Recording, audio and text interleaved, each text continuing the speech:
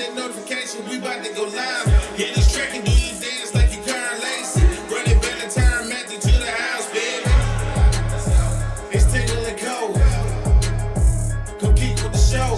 It's a new era. Let's get it, let's go. It's Tingle and Co.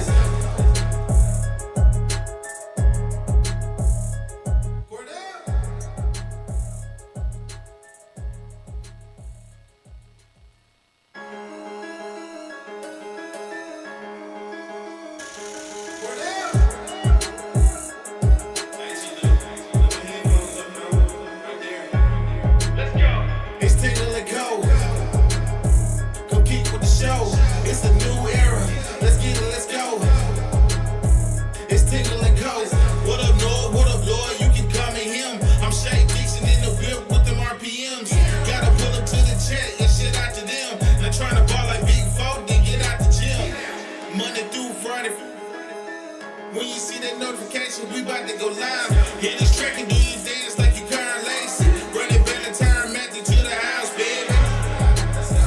It's Tingle and Co. Come keep with the show. It's a new era. Let's get it, let's go. It's Tingle and Co.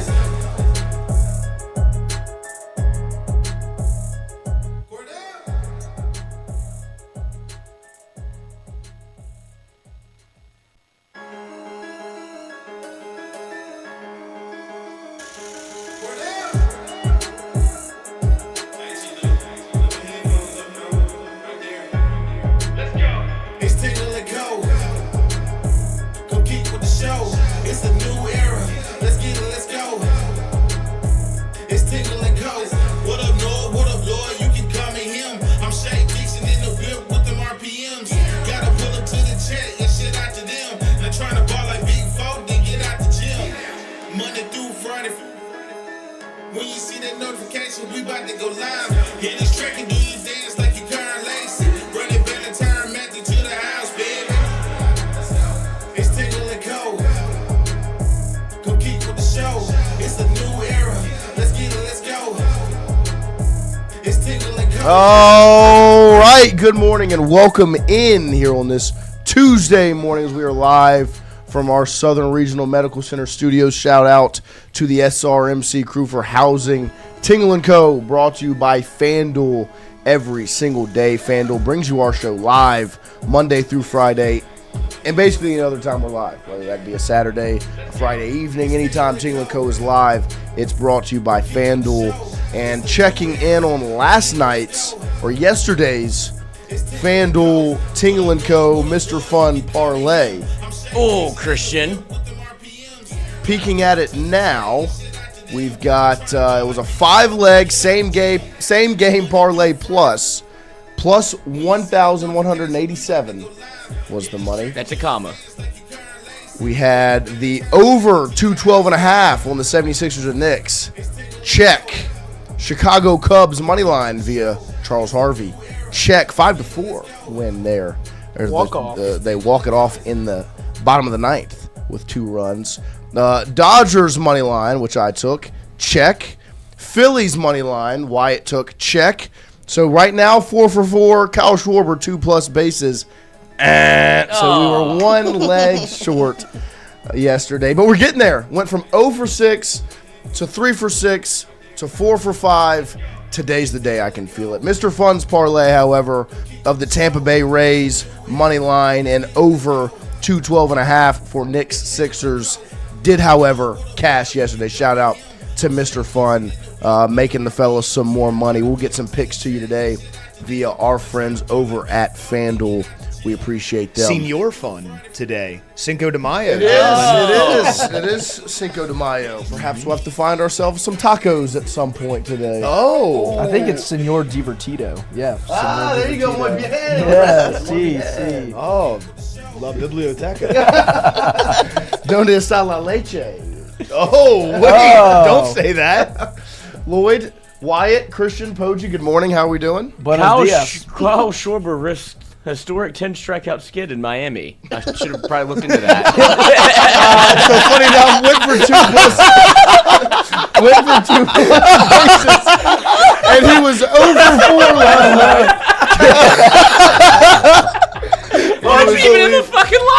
Unbelievable. He was 0 for 4 yesterday. Easy. Unbelievable. I thought yesterday was the day, boys. Yep, hey. You got to get out of it somehow. He was due. We do it again today. We're doubling down. Well, now he's due. Exactly. He's been due. He was 0 for 4 in yesterday's After he contest. struck out 4 A times. strikeout, ground out, pop out, and a fly out. There we go. All of those could have found some grass. Yeah, they sure could have. Them's the breaks. Besides the strikeout. So we'll see. We'll get you some picks later today, Mr. Fun. I'm sure God damn it, will Kyle. pop in during hour number 2. I'm sure many people will pop in during hour number 2. We've got an exciting show ahead of you today. I'm sure you all know. If you didn't see it on social media, Will Wade, the LSU men's head basketball coach, will join us live at 9 a.m. this morning. He'll be in studio at 9 a.m. to kick off hour number 2. Talking ball with the LSU Tigers head basketball coach, Will Wade. We'll talk about his staff, his decision to come back to LSU, and, of course, the million-dollar question is the roster. How are you going to coach a team with one player, Coach? We'll find out hour number 2. He'll be here 9 a.m. this morning. But before that, we have another very, very, I guess you could say, special guest, even though he's a member. I heard somebody get shouted out last night at TJ Ribs on the LSU baseball head coaching show. Jay Johnson closes out his weekly show. This is actually also the last one of the season. So this was the last time Jay Johnson was going to be on air. The last thing he said. The last person he referenced for the entire season. On the Jay Johnson Coaches Show, hosted by Chris Blair, live there at TJ Ribs, for the 2026 season was, shout out to the guy who ate 27 hot dogs last week. We've got the sound right here live. Get after him and thank you, sir. Yeah, no problem. I want a quick shout out to the guy that ate 27 hot dogs this weekend to get the winning streak going. So that's why pretty awesome deal. And most importantly, thank you guys for the support. And as I told you last week, we'll be back on top. See you. That's Wyatt. Look, there were some things put in motion, tried to get some things going to maybe potentially make this happen. But still, of course, throughout the entirety of it, you're like, will it actually happen? And I decided to tune in live. Like, I'm driving in my car, I flick it over to the Jay Johnson Coaches Show, and I was like, I'm going to listen just in case. So I listened to him talk about Tulane, I listened to him talk about Georgia, and I'm like, I just don't see the avenue for him to fit this in, like for him to say this. Yeah. And then Chris Blair started closing it out, and I'm like, man, not going to happen. And then Jay goes, well, before, and I was like, oh my gosh. Like, before he said it, when he was just like, and one last thing, and I was like, no chance. Yeah. No chance. What else could this be? Wyatt, your reaction yesterday when you heard Jay Johnson give you a shout-out for eating 27 hot dogs. Well, I didn't hear it at first. I was actually watching Mic'd Up because they were talking about it. Which, by the way, I think they think I just want to eat 9 hot dogs a game, and I don't.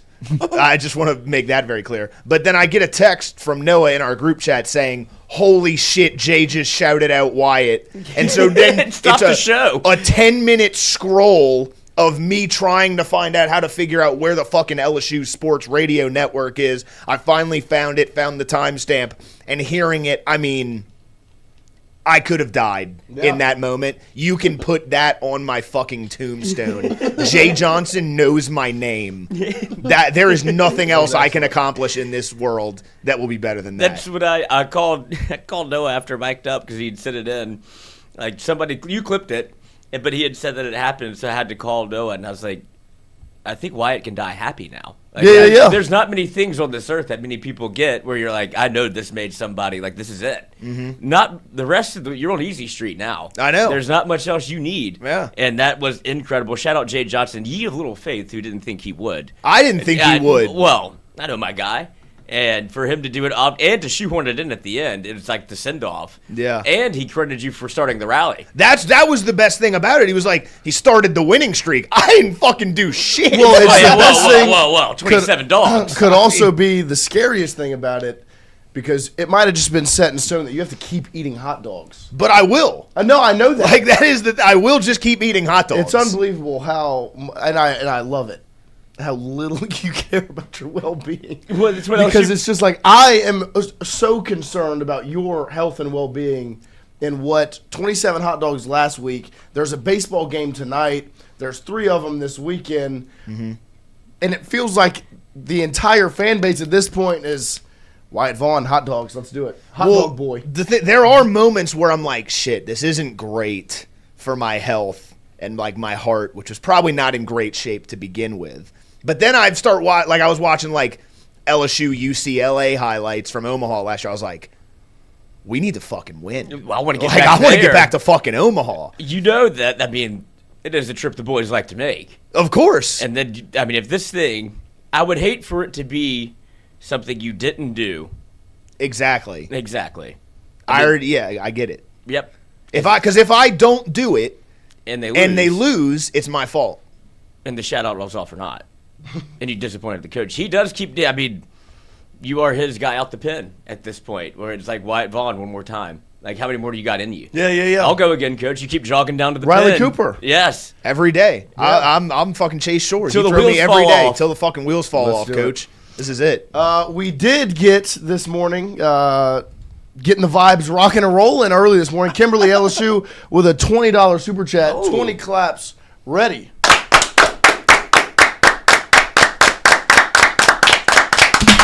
There we go. Here we go.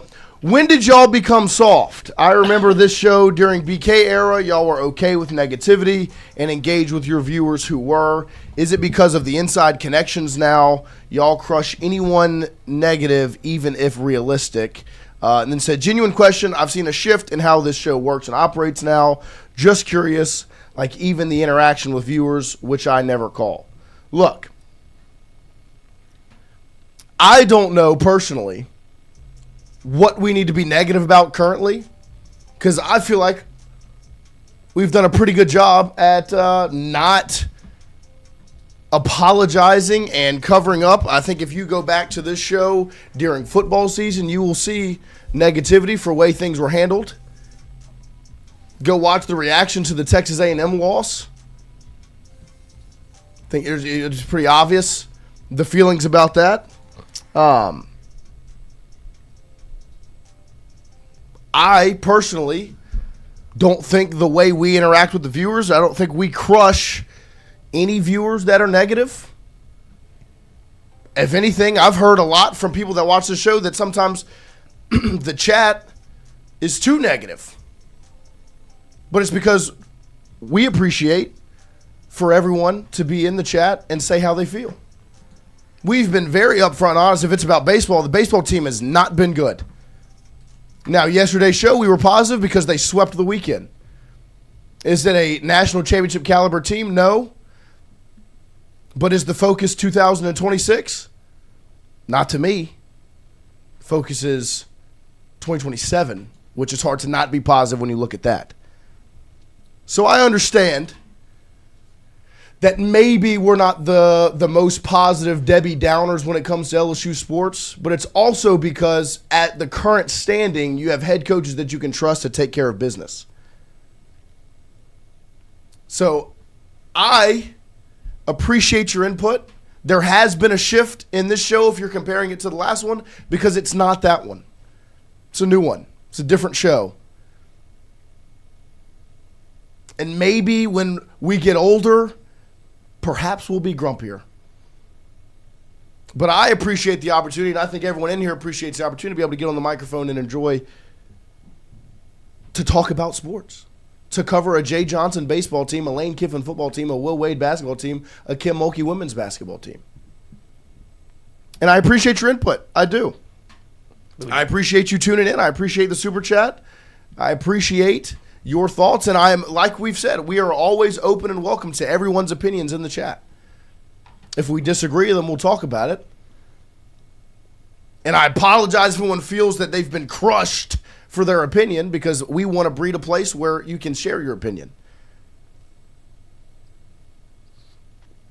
And it's got nothing to do with connections. Because if we're going to be honest, we ain't got too many of those. Shout out Wyatt. Sure. It's just about perspective, and I think maybe our perspective right now is a little different than some people's, and that's okay.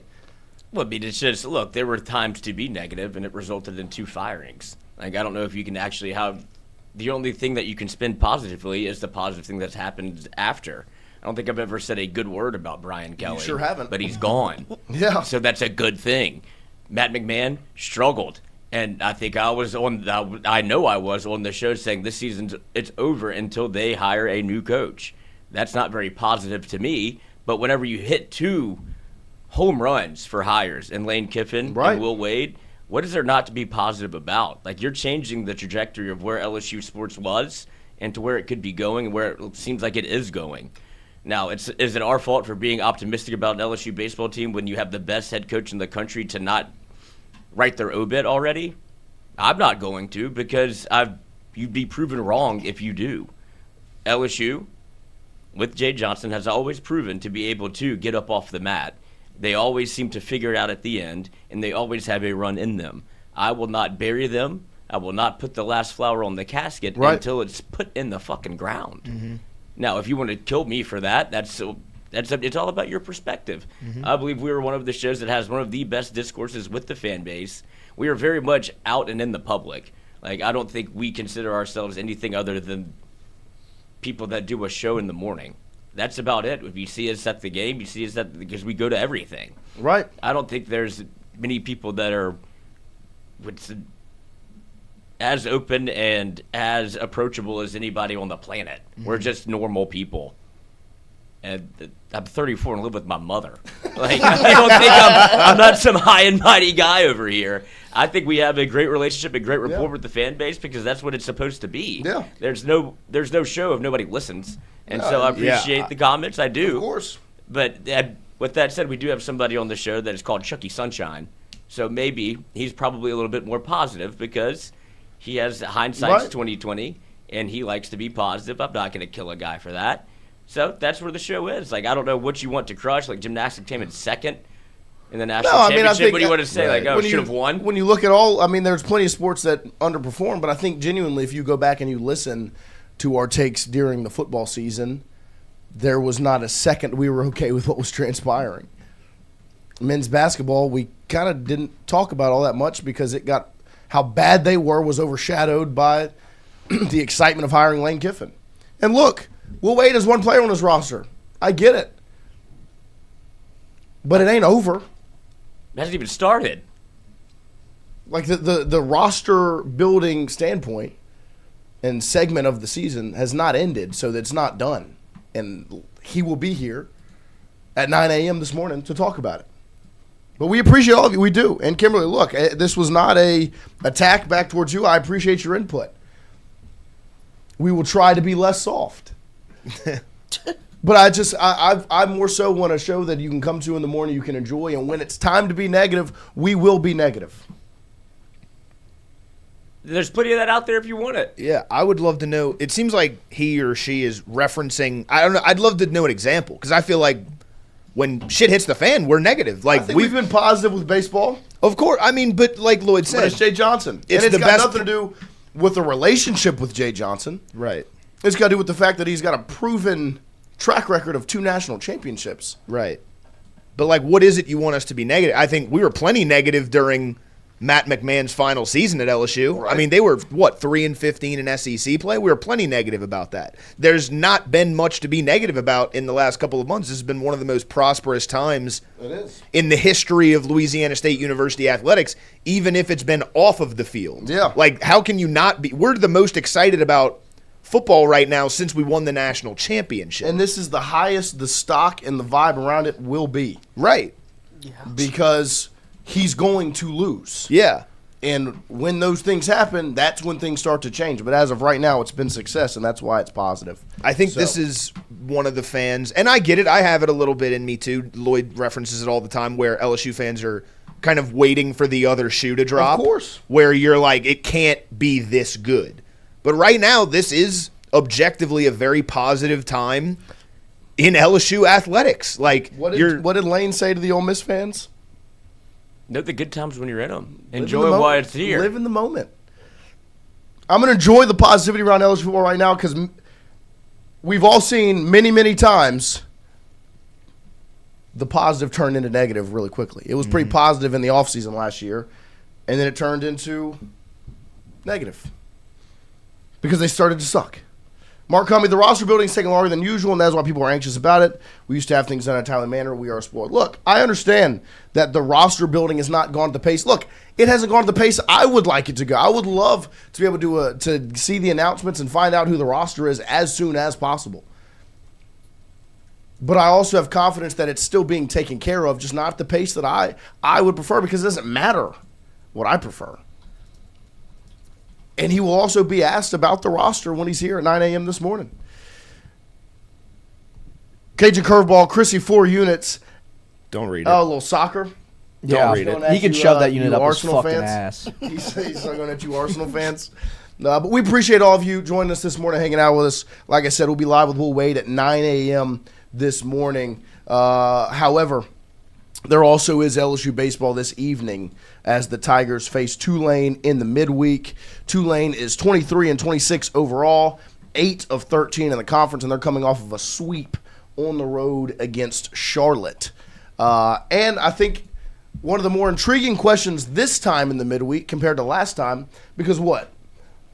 LSU pitched like 7 pitchers a game against Mississippi State last weekend, and so we went into the midweek going, who do they have left to pitch?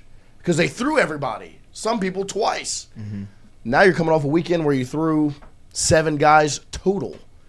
2 on Saturday in game 1, 2 on Saturday in game 2, and then 3 on Sunday in game 3.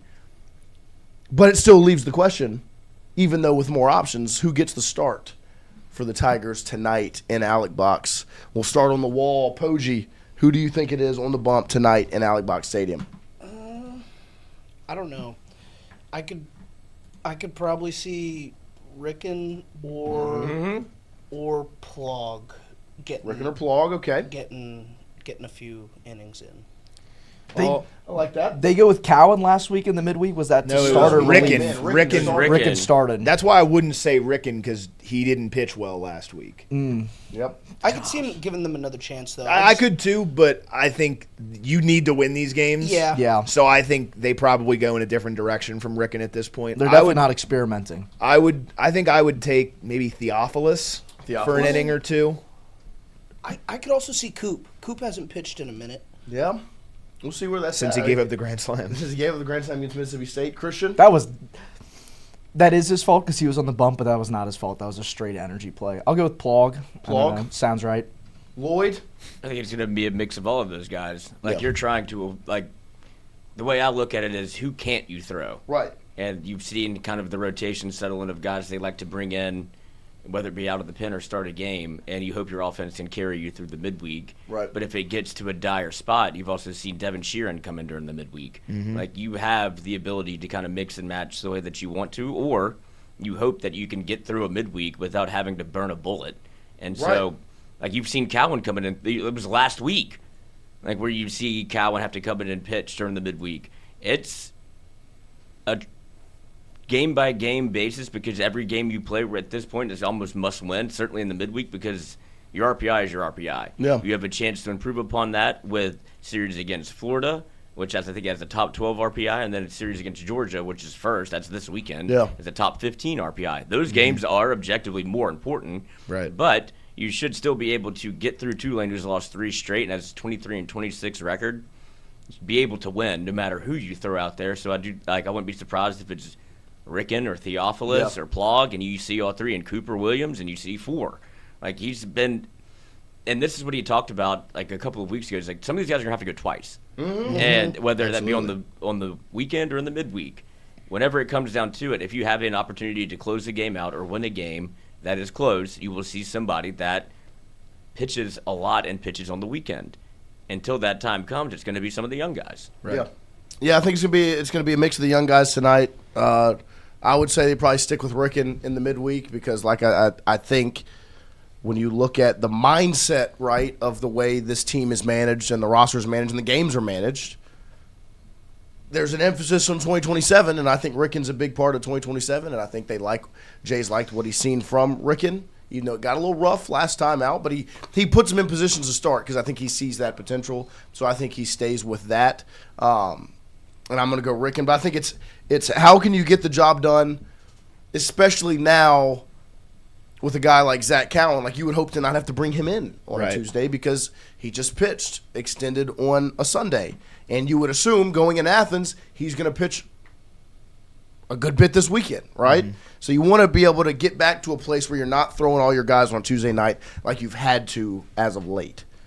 Like everybody from Ricken, Lockenmeyer, Theophilus, Newt. I wouldn't be surprised if it's Lockenmeyer because he's been a common face in the rotation the last couple of weeks, and he did not throw over the weekend. Yeah. So you'll definitely see him tonight. Oh, I just don't think he's a starter. Right. But I think he definitely I don't pitches. think you're not going to have somebody – I would be surprised if somebody came in and threw 7 innings. No, of course not. Right. Yeah. So it's going to be a bullpen day. Of course. A mix of – like you've seen LSU throw 9 to 10 guys on a Tuesday. Right. And it's all guys that are – you mix it up to where you can still use them if need be on the weekend, but it's also an opportunity for guys that haven't thrown in a while to be able to get work. Yeah. Because if you look at what's in front of LSU, and like I said, my viewpoint is all 2027. If something positive happens in 2026, I'm all for it. But I think that it's my emphasis is on next year, and I'm watching it through that lens of, okay, what could this mean for next season? Not that I'm out on the team whatsoever. I'm still at every game. I'm still rooting for them, but my mindset is next year's the year, right?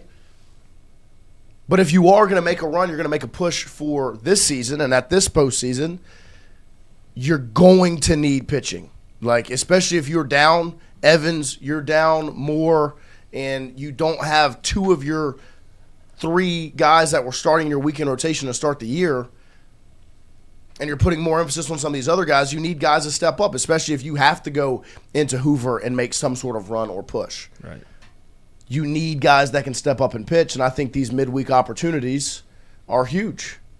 Because if you want to make a run, and you want to, and if say, what did Jay say, 5 out of 7 on the next 7 games, they need 5 of them, which means you got to win this midweek. That's 1, and then you got to go 4 out of 6 over the next 2 weekends. That's taking 2 from Georgia, 2 from Florida, or sweeping 1 and taking 1. Like, you got to win 4 games out of those 6 against a good Florida team and a really good Georgia team. And Georgia on the road, a place they play really well. You have to have pitching, because if you don't get it done then you've got to make a run in Hoover. And to make a run in Hoover, you got to be able to pitch it. Like, more than anything else, you've got to be able to pitch. And I think that park will play better for LSU, but you got to have guys you can trust to get up there and take care of business. And like I said, it's been a short list of guys and arms that you trust. And luckily this past weekend, you didn't have to extend very far past that short list. But if you have to make a run and you got to extend later on down the line, you got to rattle off a couple of wins, you're going to have to throw more than 7 guys. You're going to have more than 7 arms you can trust. And I think these midweek opportunities, that this is the last midweek opportunity to look at Theophilus, Plog, Ricken, Lockenmeyer, Cooper Williams. Go down the list of these guys that if you have to make a run, you're going to need them. Because is it safe to say it's a pretty tall task to win 5 out of the next 7? Obviously not impossible. You're playing good baseball right now. But it's a pretty big ask to go 2 out of 3 against both Georgia and Florida. Right? But it makes tonight even more of a must win, because you can't drop tonight and then say, oh, you got to go 5 out of the next 6. Right. So, I look at it from, you need to play good offensive baseball tonight, go and score a bunch of runs. You shouldn't have the onus and the pressure on the pitchers to win this baseball game for you. I don't want to disrespect Tulane, but you should be able to go out there and put up double-digit runs tonight and not have the pitching be that much of an issue. Yeah, you know what I mean? Since they've started with this new lineup and the Young Bucks rolling around, like, it's been a different offensive approach and a different offensive game where you've scored, I think, no fewer than 6 runs since the lineup has been changed. Right. If you score 6, you should give yourself a chance to win, but they also have shown the ability to put up 8, 9, 10 runs. So, for a midweek, it should just be roll the ball out and be able to put up enough runs offensively to where you can get out of there. Because, like you said, you would undo a lot of good if you drop a game on Tuesday, and I think that everybody knows that. Yeah. It's not show up to the ballpark late, put your cleats on, throw the spikes on, and go Every out there. game's a must win. And- every game's a big win. Right, And- and the guys that are playing now understand that because they know that they can get yanked at any opportunity. There's Right. players on the roster that are getting objectively have been getting a lot of opportunity because of what you did in the portal and what you wanted them to be able to be. And so the way the young guys are playing, or I want to be able to play every day. If I Right, do right. my job, if I do what LSU wants me to do and what Jay Johnson tells me to do, I get the opportunity to go out there and play again. And It's next not- year, it's a trial for next season. Absolutely. I've got to put enough film out there. I've got to perform well enough that Jay doesn't feel the need to go into the portal and bring in a guy at my spot because I can play this. I can play right field. I can play second base. I can play third. Name the position, right? All of those things, and so I think the mindset is it's a must win every time you put on the uniform because it's 5 out of the last 7. That is not an easy task. I mean, they've done that once this year, where they've been able to put back-to-back weekends together of winning 2 out of 3 in the SEC. Kentucky and Tennessee. And think about what it took, right? You had to come back from down 7-0 versus Kentucky. Then you come back down twice against Tennessee over that weekend. It's not an easy thing to do for this LSU team. Right. They haven't done it consistently. They're playing much better baseball right now than they were then. But it's a tall task, and they're going to need arms to step up to be able to get the job done. Mm-hmm. To be able to go on the road to Athens and perform. And you got to score runs. You always got to score runs. And I think that's going to be the emphasis tonight is, like Lloyd said, you better score runs, right? Because you're not throwing Paz, Schmidt, Cowan, probably not Sheeran, Fontenot. You're not throwing those guys. So So hopefully you need guys don't step have up. to. Right. If you have to throw Sheeran and Fontenot, or you're not going to throw Cowan, but any of the big guys tonight, that's a problem because you're going to need pitching Right. this week. Yes. Of all the weekends we've played, Georgia's going to hit the baseball. They are going to hit home. You're going to give up runs to Georgia. Anyone who thinks you're not, you're wrong. So you need to go out there, take care of business tonight, use the freshmen, the younger guys, the guys who are lower leverage situations so you can save Fontenot, Sheeran, Cowan, Guidry, Santi Garcia for the weekend. Go throw the young guys, take care of business, and we move on to Athens. And give them the experience because when you get to Hoover, it's a park that plays a little better than than throwing these guys in Athens and a place that's got a short porch in right field where if you attack the zone, they could very easily hit that thing out. Hoover plays a little bit better for your pitching, and those guys will probably be needed if you've got to extend and make a run. And so I think tonight, young guys, really good opportunity. I'm excited to see what they can do, and if they can capitalize on tonight's opportunity, it's another drop in the bucket of, okay, experience. What did Jay say on Sunday? The best coach is experience. He's like, the best coach in the country is experience. It's playing time. It's getting out there and being able to do it. It's not throwing bullpens at practice or live ABs. It's getting on the mound in Alec Block Stadium and facing an opponent opposite you that is not wearing the same uniform as you. And I'm excited to see if they can capitalize on the opportunity tonight. But speaking of Hoover and speaking of pitching, did everybody see the announcement yesterday? Yeah. How about that? He couldn't shut up about it in the car. I could not wait to bring it up this morning because, we were on the way to Lafayette. Yes. And these two, my guy Poge, my guy Wyatt, that's why we have Chrissy in the middle to separate so they don't get too angry at each other, got into it about the ABS system. And if you didn't see it yesterday, Kendall Rogers posted, the NCAA Baseball Rules Committee has approved the SEC's proposal to use experimental ABS challenges in the upcoming conference tournament, I'm told. Coaches will have 3 specific ABS challenges per game in Hoover. Wait, 3. Okay, so that's how it's working? That's what I read. All right. What I've read from Kendall is as much as I know. Okay. And so, obviously, what you're hearing here is that they are going to experiment the automatic ball strike challenges, the ABS system, the tap of the cap, to review balls and strikes in the Hoover Met for the SEC tournament. Before I let you madmen get after it, Lloyd, your thoughts on the ABS system being experimented and used?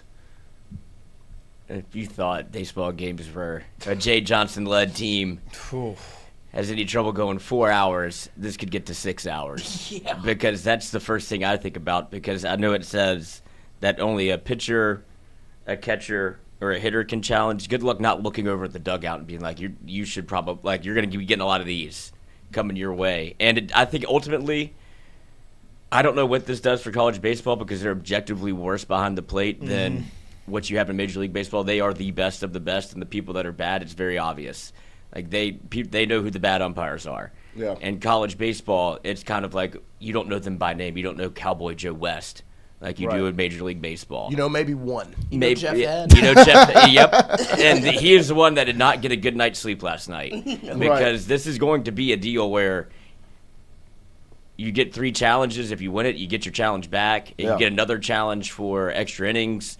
This will be a very interesting dynamic introduced to college baseball, and we'll see what it does moving forward. I think it has been good for baseball because how many times have we been watching LSU, or we talked about it before the year, like things not to be negative about? Of course. It was like trying to call balls and strikes whenever you're nowhere near the strike zone. It's every game. It's what everybody does, but sometimes you're right, and you would like to see that. I want to see that again. And so now you have the opportunity to do so, and I think it's going to be certainly a very interesting test case for college baseball and where this thing heads, because ultimately I do think there needs to be accountability behind the plate, because you can just somebody put the strike zone up from the Texas series. I saw that. And and then Brutal. people were arguing about that. It's like that's the actual strike zone versus the 3 inches they get. Right. It's like, well, what are we doing? Like, what one is the strike zone? And so whenever you put the box up there and it goes and touches it, that's a strike. And so they're going to do the exact same thing. Right. And I think it'll be very interesting to see how this affects college baseball and games moving forward, because it is a wrinkle. I completely agree. Oh, we got everybody in the house. Oh, of today, course huh? we do. Oh, I knew you weren't going to miss it. No, I had to You be weren't gonna here. miss it. Well, I don't have an exam this morning, so I'm good. Whatever. I knew you weren't Way gonna more miss important than school. it. How are you? You don't have to get up. How are you? How we doing? How are you? What's up? How are you? How we doing? Big day. How are Good. You? How are you? Feeling? I feel good. This is a long handshake. You got a shout out from the head baseball coach last night? I heard. I'm sorry I was at functions last night. No, I mean, I think I just caught it live because I was like, you know what? Just in case he says it, I'm going to throw it on. Did you hear it?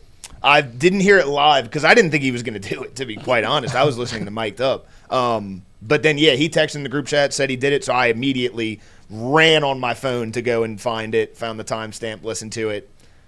I could have died right there. It was It was incredible. Because it's not only was it a shout out for the hot dogs, it was For starting the first- winning streak. When and it was the first name drop. It was like, that's Wyatt. Yeah, That's Wyatt. Wyatt. That's Wyatt. He did it perfectly. He was like, shout out the guy who ate 27 hot dogs.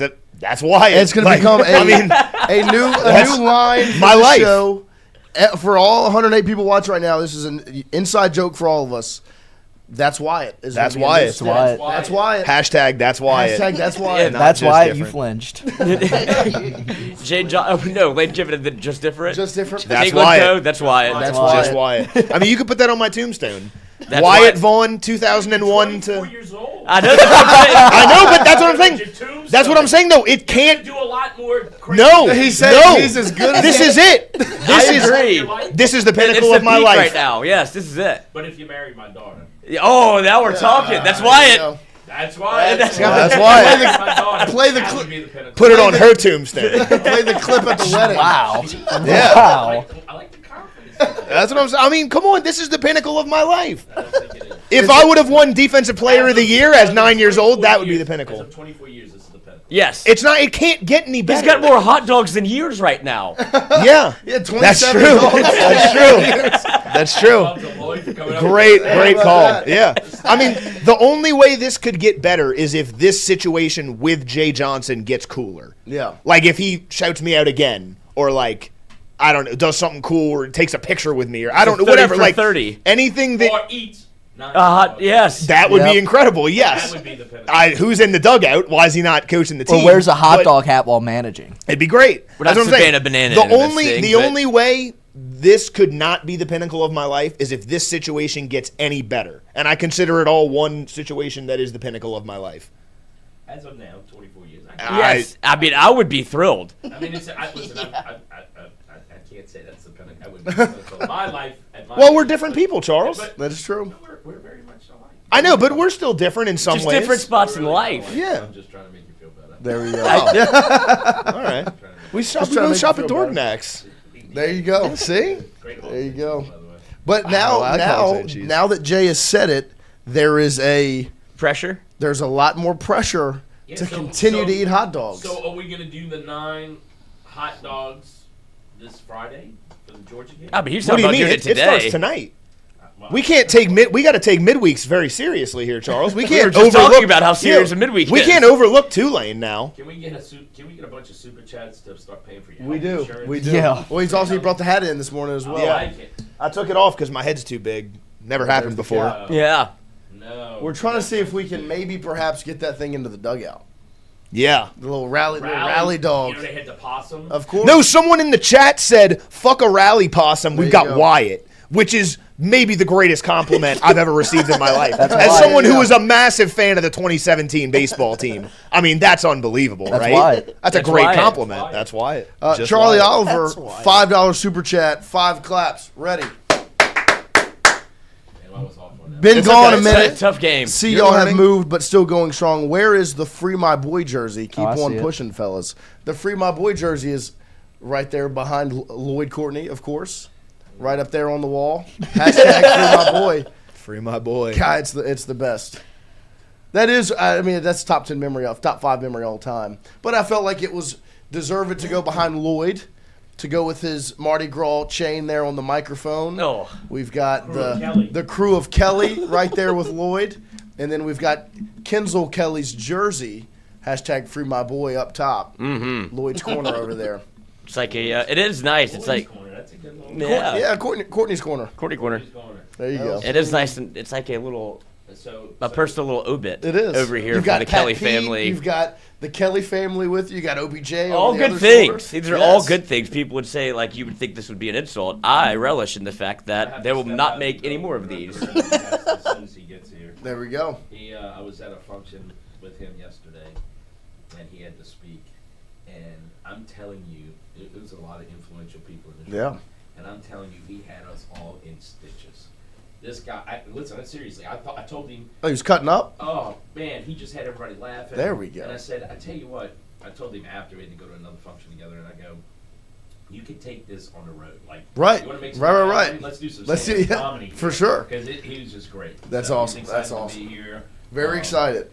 I've never seen Very excited. and I've been around LSU a long time, and I'm not just saying it because he's getting ready to walk in the room. Yeah. I've never seen so much excitement Yeah. about a head coach in my entire life. I really haven't. I mean, look, It's Kelly, unbelievable. When they hired Brian Kelly, no offense. There was some There excitement. was some excitement. There were some when people. They hired Lane Kiffin, great excitement. Of course. But I think bringing him back Yes. makes it even. A little bit sweeter. For It's sure. never I'll happened be right before. back. So- I'm going to get somebody. We're gonna take a quick break here as we've rolled through hour number 1. We appreciate all of you hanging out with us. We will be back in just a couple minutes to kick off hour number 2. Will Wade will be live, the LSU head men's basketball coach, in studio right after this.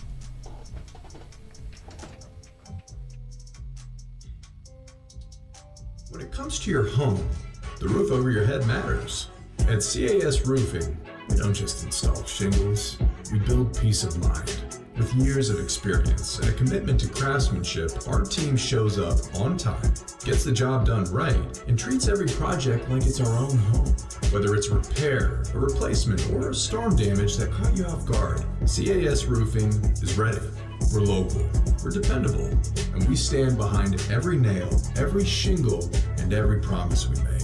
Because at the end of the day, it's not just about roofing, it's about protecting what matters most. CAS Roofing, built on trust, backed by quality.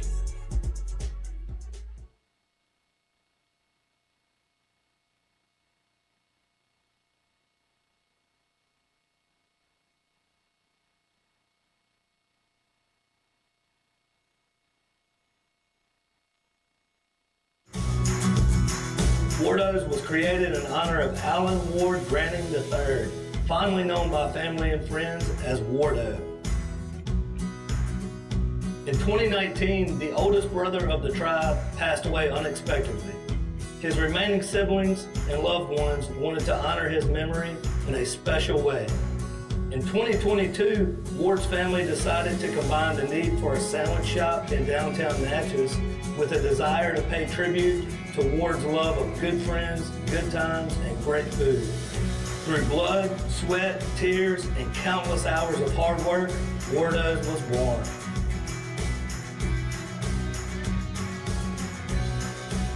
So go visit Wardo's today at 309 North Broadway Street in Natchez, where the po' boys are so good, you'll swear you're in Cajun country. Hey, Miss Lou, come visit us, Tom and Wright Granning at Go Martin on the Go Deli.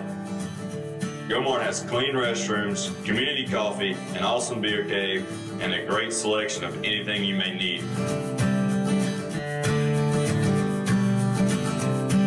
Located at the corner of Highland Boulevard and Highway 61 South in Natchez. Also stop by Wardo's Po' Boys at 309 North Broadway on the beautiful Natchez Bluff, where everyone is family.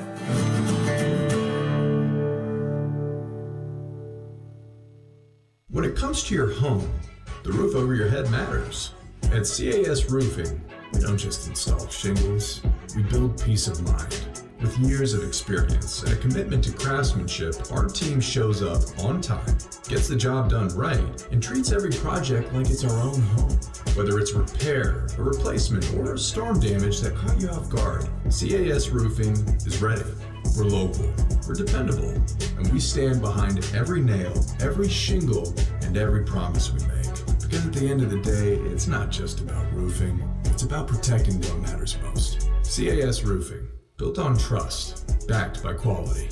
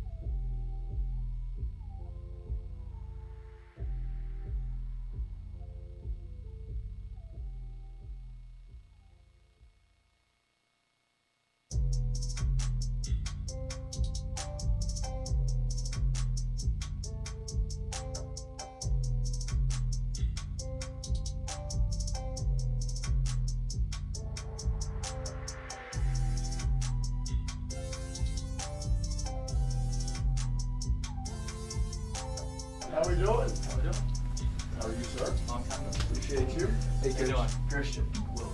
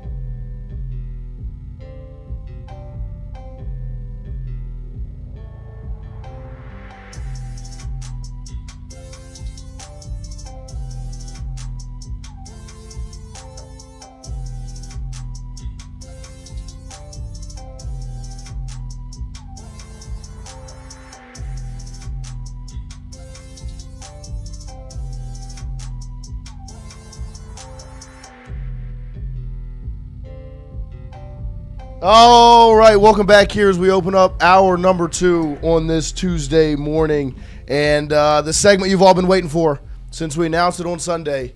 We have got the General in studio live here to kick off hour number 2, Coach Will Wade, to talk a little ball with us. Coach, good morning. Thank you for joining us. Thanks for having me. Of course, we appreciate you. You guys have upgraded here. Yeah, the credit to the two gentlemen to your left and your right, taking great care of us here, bringing us in, and of course getting this put together. So we appreciate you carving out some time. We know it's a busy part of the year. Very, very busy, but it's all good. It's of all course. good. Well, we appreciate you once again. We'll get it started. Really, probably a question you've been asked a million times since coming back, which is why LSU? Like, what is it that drew you back to Baton Rouge, to Louisiana State University, to coach this basketball program? Well, I think a couple things. First off, you want to finish what you started. And I felt like we didn't get to finish what we started the first time. Second time is, this is home for me. I've lived here longer than I've lived anywhere in my professional career. I've lived in Louisiana, and this is home. And it's like the guys sitting to my left and my right. I mean, look, you can win a lot of basketball games a lot of places, but it's different when you win with your friends. It's different when you win with people you're very, very close with. And it's different when there's, involvement from all those folks. And so that makes a big difference. And, I'm not all that old, but as you get a little bit older, you do want to have fun with it and make sure you're around, people that you enjoy being around and going to lunch with and going to dinner with and hanging out on podcasts with, but it makes it a lot more fun. I think there's a lot of purpose for me in coaching LSU. And so, since you've been back and you've been able to be in Baton Rouge and be back in the purple and gold and coaching, what has it been like back in Baton Rouge, seeing the familiar faces and being around the town? Well, we hadn't lost yet, so everybody's still happy. So you're still finding something to complain about, Coach. Everybody thinks I can't count right now. We only got one guy on the roster. I said I'm from Tennessee, but I'm not that dumb. I can count to 5. I know we need 5, but it's been it's been a lot of fun. It's been cool to reconnect and reunite with a lot of folks, and been good to get back out in town and see folks and get around the state and see folks, and so it's been a fun time so far. Because we interviewed Darius Days, the day after it was announced you were coming back. We reached out to get him to come on, and one of the questions we asked him, of course, he was extremely excited, smiling ear to ear, which is very Darius Days like. He's always positive. Always. What is it about Baton Rouge? He called it like a fairy tale place. He was like, people just don't, because obviously he's from Gainesville, like from Florida. And he's not from Gainesville. If you've been to where his hometown is, it ain't Gainesville. He just claims Gainesville. Yeah, huh? It's easier to say. Raleigh, Florida. There you go. Raleigh, Florida is where he's from. So, and he said it's in the middle of nowhere. Fairy tale place. Gainesville's the closest. That's what he said. Kind of from New Orleans, right? But he was like, he called Baton Rouge LSU a fairy tale place. He was like, nobody gets it until they're there. Like nobody understands. They're like, why LSU? What is it about this place that's got a live tiger on campus and this big football state? Like, what is it about it? And he called it a fairy tale place. What is it to you that kind of makes it that to a guy like Darius, who really, he said he had no connection to LSU other than watching them play Florida until he ended up here? I think a lot of it's the people. I say this in recruiting. New York's got the Statue of Liberty. Chicago's got the towers and that sort of thing, and Louisiana's got our people.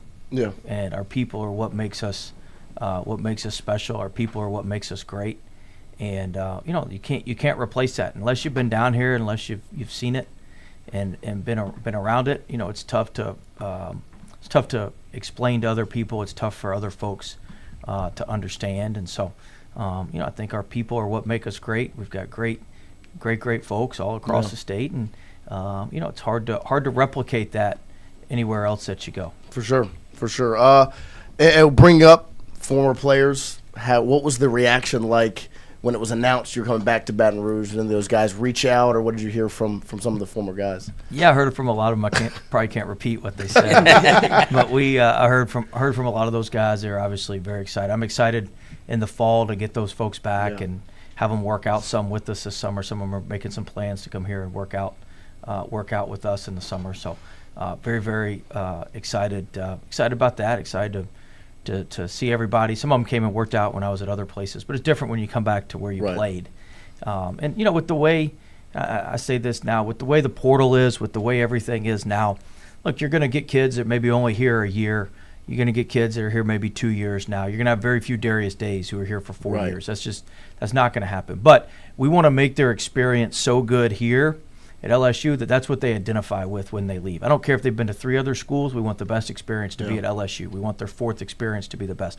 Whatever it may be, we want them when they leave to identify with LSU, be able to come back, work out in the summers, be able to come back, do what they need to do, and see LSU as their home and where they had the most success and where they felt the best about how they were treated, how everybody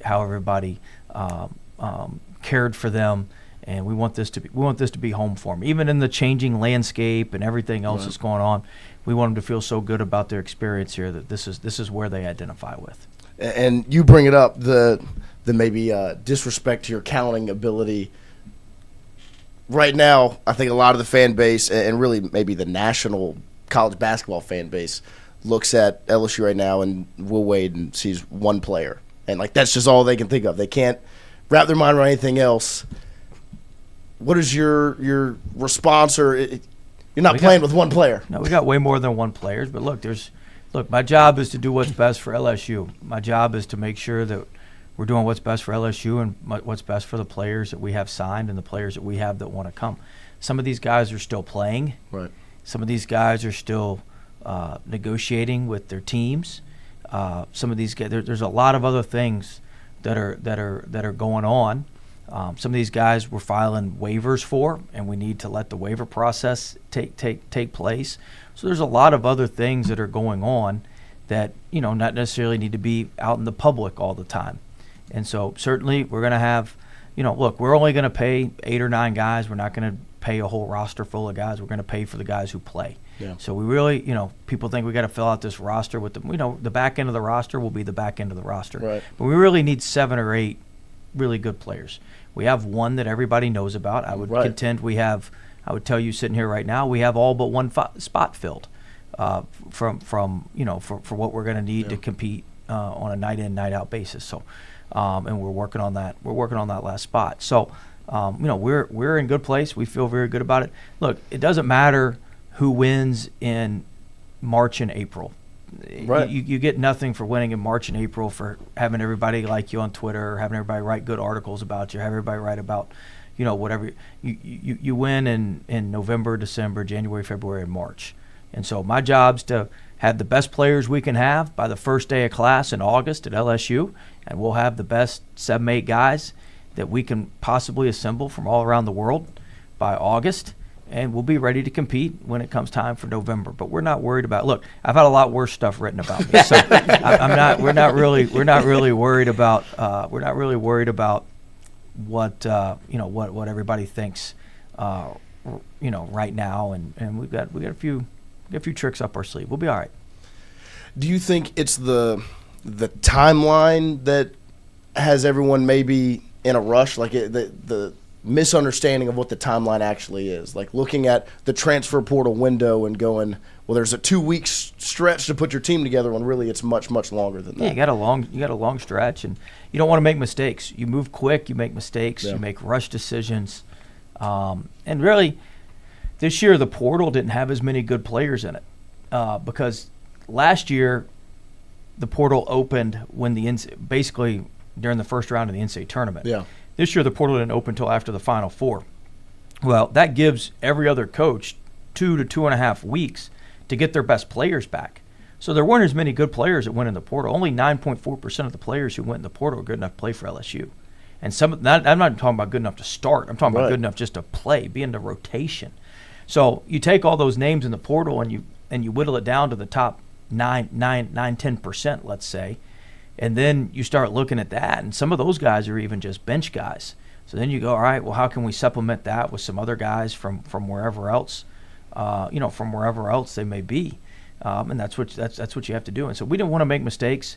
like I said, we can be selective. We're only filling 7 or 8 spots. Not like we got to fill out all 13 scholarships, all 15 team members. You don't have to fill all that out. We're looking 7 or 8 spots, and we feel we've got a majority of those guys signed. Yeah. At some level, they're signed, and so we feel very, very comfortable and very confident with who we have, and feel like we're going to have a really, really good team in August when we need to have a really, really good team. There you go. And what are some of the traits or characteristics of these guys that are going to be putting on the LSU basketball uniform next season?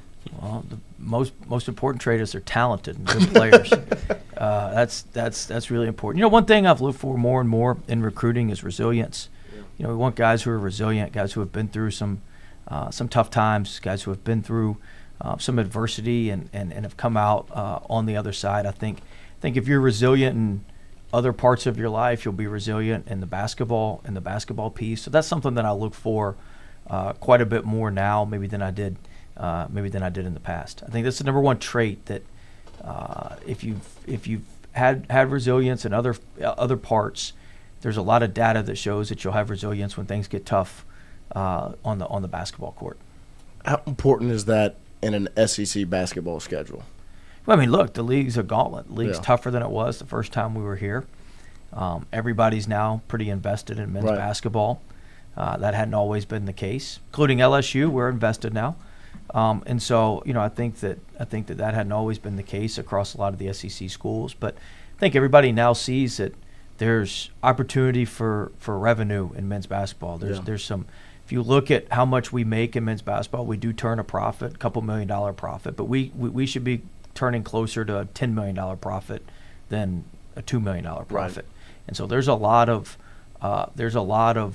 room for us to grow. We probably have the most room to grow. We do have the most room to grow of any sport on campus. I mean, even football. Look, football needs to continue to grow, but Yeah.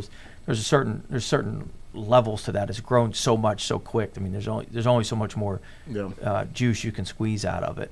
But I think there's a massive gap between what we're capable of producing from a revenue standpoint and what we are producing right now from a revenue standpoint. And some of that's going to be us winning. Some of that's going to be, obviously, we've got the new arena.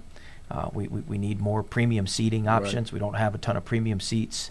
Half the seats in our arena are in the 300 section, which are hard to sell. So that, and if you do sell them, you sell them cheap. Yeah. So that's important.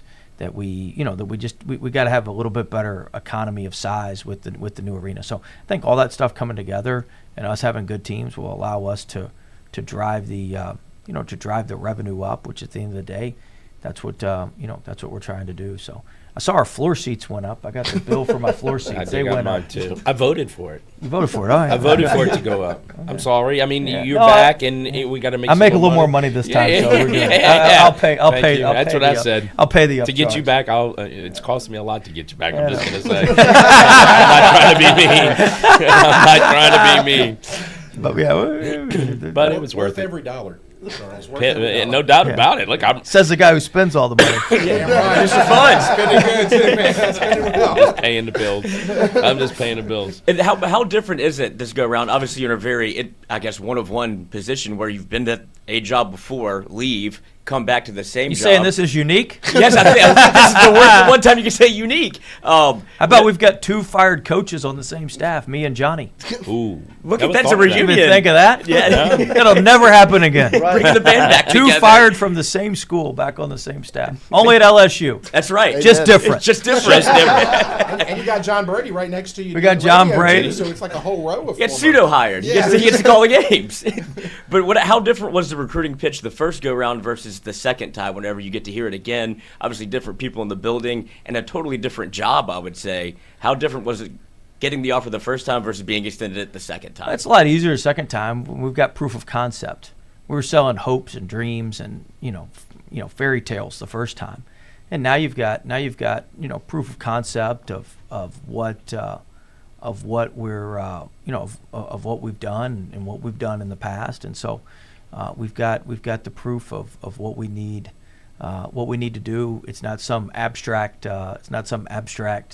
thought or some abstract object that, oh my gosh, we're it's not some variable of unknown. We've seen we're what just you hoping can do this here. is going to happen. Everybody knows what can happen here. Everybody knows how close we were the first time to making this happen and getting this over the hump. And so, at the end of the day, that's what we're here to do this time, is to finish what we started. And you talk about the familiarity with LSU, but also familiarity with new faces to LSU, but not for you. Wade Roos, Heath Schroyer. Talk about your relationship with those guys and what they're going to mean to LSU moving forward. Oh, I mean, Dr. Roos is absolute best. I mean, have you met him? I have. You wouldn't think he's university president if you meet him. Not at all. But I mean, he's just a really good guy, really good person. Cares about the state. Understands the mission of LSU to educate for the state of Louisiana and make sure that everything we do at LSU matches up with the jobs in Louisiana. That we're educating the workforce for the state, and he's got a great plan to do that. I watched him turn around McNeese in a very, very short time. I mean, turn around LSU is a little bit different, a little bit different animal, but he's got the backing from where he needs, and he's gonna do a phenomenal job. And I think one thing about especially Heath is in the athletic department, you got a lot of people that understand football. You got a lot of people that understand baseball. You don't have a lot of people that understand basketball. Yeah. So you got to have somebody in there that understands what it takes to win in basketball. And look, Heath was a basketball coach. He was the athletic director at McNeese. McNeese this past year had the highest winning percentage between men's and women's basketball in the country, or one of the two highest winning percentages between men's and women's basketball in the country. So he understands what it takes to win in basketball, and you need that. You need somebody who can carry your message to the rest of the administration, can carry your message to everybody that, hey, this is what it takes. This is what it takes to win. This is what it takes to be successful in men's basketball and in women's basketball. And women's basketball program's been tremendous. And so you need that. You need that alignment. You need to have a comfortability. I was talking to Heath on the way in here this morning. You want to have a comfortability with everybody, and know that everybody's rowing in the same direction. Everybody's got your back, and that we're all doing this together. But Dr. Roos is going to be just phenomenal for the university. He's going to be phenomenal for the state of Louisiana. He's going to just transform this place, and I've seen him do it firsthand, and it's going to be incredible to watch, and really, really excited to be back working with Heath. And he's a great resource for me, and he's somebody who understands what we go through. He comes at it from a coach's perspective, from an administrator's perspective. He's been at it on every side of it, and it's really good to have. And then your staff, obviously some guys that have been with you for a while, and then now some higher profile names, bringing Johnny Jones back, Rick Stansbury. Talk about the staff that you've put together. Great job putting the staff together. People want to see players. Like, I'm just going to hire more coaches. Start lineup. Yeah. Well, Damon may still be able to play a little bit. He's got a little limp right now, so I don't know if he'll be able to play. But look, I wanted to have some experienced staff. Look. I say this in recruiting. I mean, we've been at I think 4 different schools. We've been to 8 out of the last 9 NCAA tournaments. All right, so we're not here to go to the NCAA tournament. All right, that needs to be the baseline of what we're doing around here. Right, so it's not, especially with the damn thing expanding, then goes 76 teams. We should never miss that thing. Right. And so that's not the standard of what we're looking to do. And we're looking to come here and we're looking to advance deep in the tournament. We're looking to get to the Final Four. We're looking to win the national championship, and that's what we came back to do. And you need an experienced staff, guys that understand things. You talk about Coach Jones. Coach Jones has been here. He went to the Final Four as a player, went to the Final Four as an assistant, was the head coach here. Coach Stansbury is the all-time winningest coach at Mississippi State. He understands this league, and he's been in this league as long, and he understands this league better than just about anybody. And he understands how to recruit in this league. Coach Stoudamire, tremendous player in the NBA. Really got to know him really well when he was at Georgia Tech, and we've become very good friends. And he brings an edge to us. He's great with guard development. He's 13 years in the NBA. Yeah. Arguably one of the top 75 players in the NBA. And so, was a 4-time All-Star. Just really good player. And Vernon Hamilton's been with me a long time. and he's tremendous with the player development. He interviewed for some head coaching jobs this year. He's going to be a head coach. All those other 3 have been head coaches. He's going to be a head coach. Head coach here soon. Does a phenomenal job with player development and kind of helping everybody understand me. And then we brought our off the court crew. We have one more assistant yet to get to, but we're not going to announce that here today. We're still more than welcome to. I'm already spoken for. We're still working. We're still working through that. May have Charles come coach the big guys. No. for us. I'm retired. Elbow hurts. Look, he'll coach you from the floor. You don't have to worry about that. I'm sure you remember him. He's right there with you. Premium seating. He'll be giving us his advice. I know that. Go ahead. But Jason will too. No doubt about it. I will. The Kentucky fans love Jason. Did you know that at Rupp Arena? Hey, fat ass. They love Jason. Kentucky fans story love time. I was actually 75 pounds heavier. Okay. And so we were coaches the year we won the SEC. Yeah, we tipped that ball in at Kentucky. The ball Oh, that's the video. They changed the rule. Oh, it's a great video. They changed the rule now, and so you can review, because of us. And so we were early in the game, and we were out to a pretty nice lead. And I'm standing up front row right behind the bench, and I'm going crazy. Like, let's go, Tigers, let's go. Come on, let's go. And I'm standing up, and all of a sudden I hear the voice of an older lady. Hey, fat ass, sit down. And so I just take my seat, and I look at Charles, who's to the right of me, and I go, I think that lady was calling me the fat ass. He goes, yep, that's you. I'm not going to sugarcoat it for him. So, yes, but we did win that game. Of course. And which was one of my favorite moments. When you showed your athletic ability when the game tipped went. it Right, himself. Charles and I jumping behind the bench. What people don't know about that jump, he was in physical therapy for 2 weeks out. Yeah, I was. I tore my meniscus. At Southern Regional Medical Center. There you go. I like the way you're thinking. It's actually I like the reason the ball went in. I like the way you're thinking. But I guess you could take us back through whirlwind, obviously, getting here to LSU, and it's a lot to do with these 2 gentlemen that are here with us today. What were that 24, 48 hours like? Because you have the alignment that you talk so highly of. Whenever that situation happened, did it go the way that you thought it would? Because the internet was ablaze. It was pretty hectic. Charles was laughing. You think? It was pretty. It was pretty hectic. It was all kind of last minute and scrambling at the end there. But look, it's like LSU, like Louisiana. We got it done. Right. It's not always going to be pretty, but we're going to get the job. We're going to get the job done. We're going to make things happen. And so we were able to get the job done, make it happen. But it was pretty hectic. 24, 48 hours as we were trying to get everything to come together.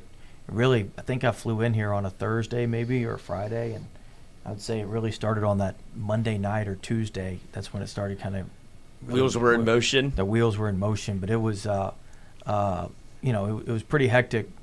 It all happened pretty quick. Right. Well, I can speak for them because when Charles said it wasn't getting you on the plane. It was when the wheels touched down again in Baton Rouge. He's like, I think it's done. We got the job done. They weren't real happy when we were getting on the plane. We turned that around real quick. Throw the stuff on. Yeah, let's get some fuel. Get out of here. We were ready to roll. Because that was going to be my question. What was the emotion, the feeling like when that plane arrives in North Carolina, and then whenever you arrive in Baton Rouge and you get off the plane, you see all the people and the faces? That's good. Like I said earlier, it's good to see your friends. It's good to see your friends. Yeah. It's not like foreign people are getting off the plane. You know everybody who's getting off the plane. I mean, you know the pilots who flew the planes. Right. You just kind of know. You just know everybody. There's a great familiarity there with everybody, and so it was a sense of relief that we'd gotten through the week and that we were actually flying back and ready to roll. So it was a lot of fun. We had a good time on the flight, and we had Chairman Mallett with us, who played an integral role in making this happen and making everything work. And he's going to be a big part, along with Dr. Roos, of turning everything around. And so it was just we all celebrated for a few minutes, and when we hit the ground, it was time to get to work. People don't know is when we did hit the ground and he did his tour of the media, We get in the car, and he's on the phone already. Like, he tells the media hello, and I can't talk a whole bunch. Roll up the window. He's on his phone. And I'm like, God damn. Like, you're working really quickly. Got to go. Because, man, we're not going to lose here. We're going to win. I got to take care of business. And that's what I think people don't understand. I know for me, being your personal friend, met you way back when. Just so we're clear, Charles bought floor seats at McNeese for us, too. I did. Talk about a friend. I did. Came to a game or two. I did. But it being, it's just he's a workaholic, and you have to trust him. I mean, look, he's won here. He's won everywhere he's been. I don't know that you didn't win. And so, people with this roster bullshit about, we only got one player. Trust the process. Trust the man. Like, here's the thing. I laugh at it. When people ask me, and I go, yeah, we're going to play with one person. I'm like, if you're that stupid to think this man who doesn't sleep. I mean, you go back to that interview you did after we played ULL and the NIT. If you think that man is going to play the clips of that.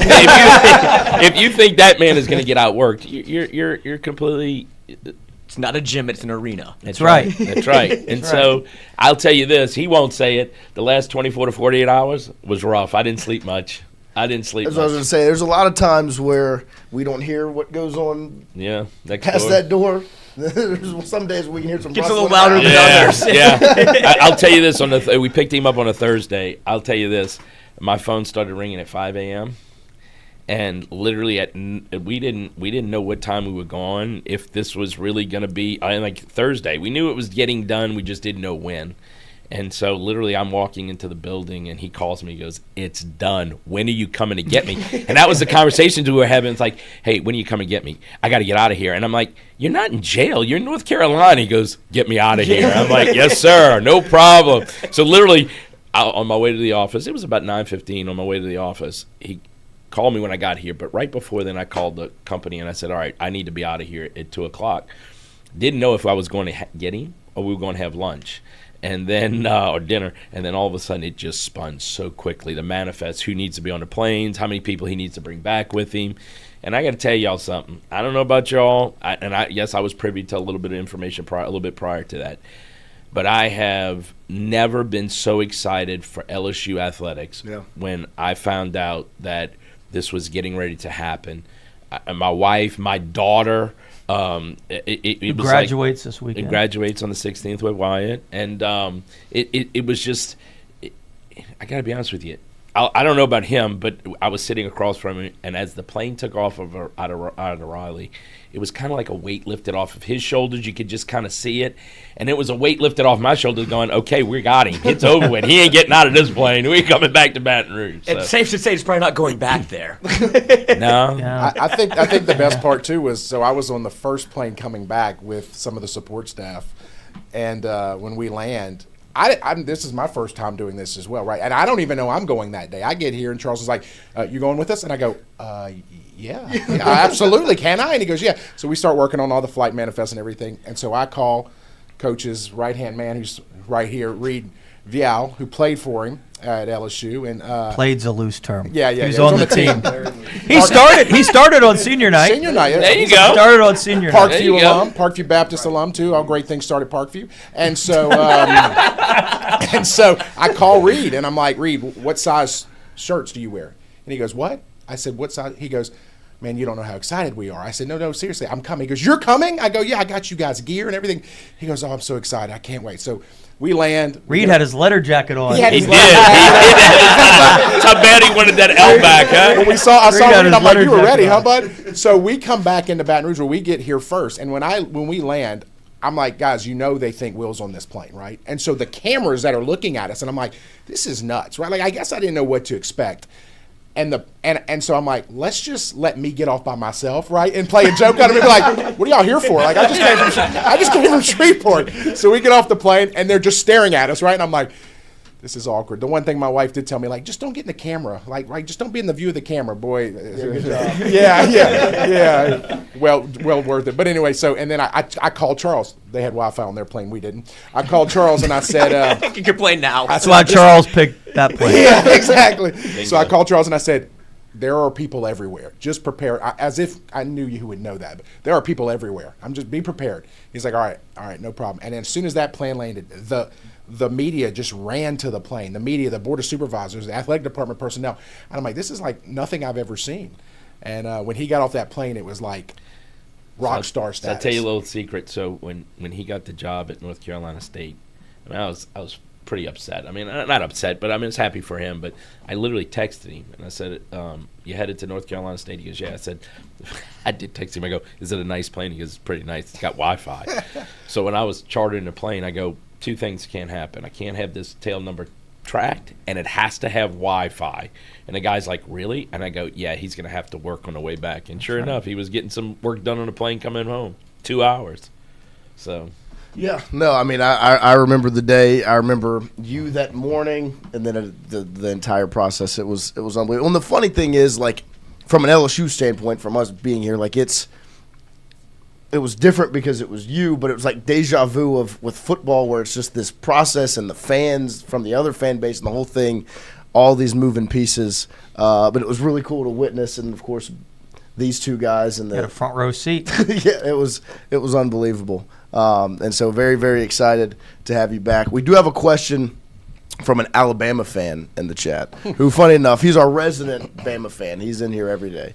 But he says, welcome back. 3 years ago on the pod, I asked about Bucky.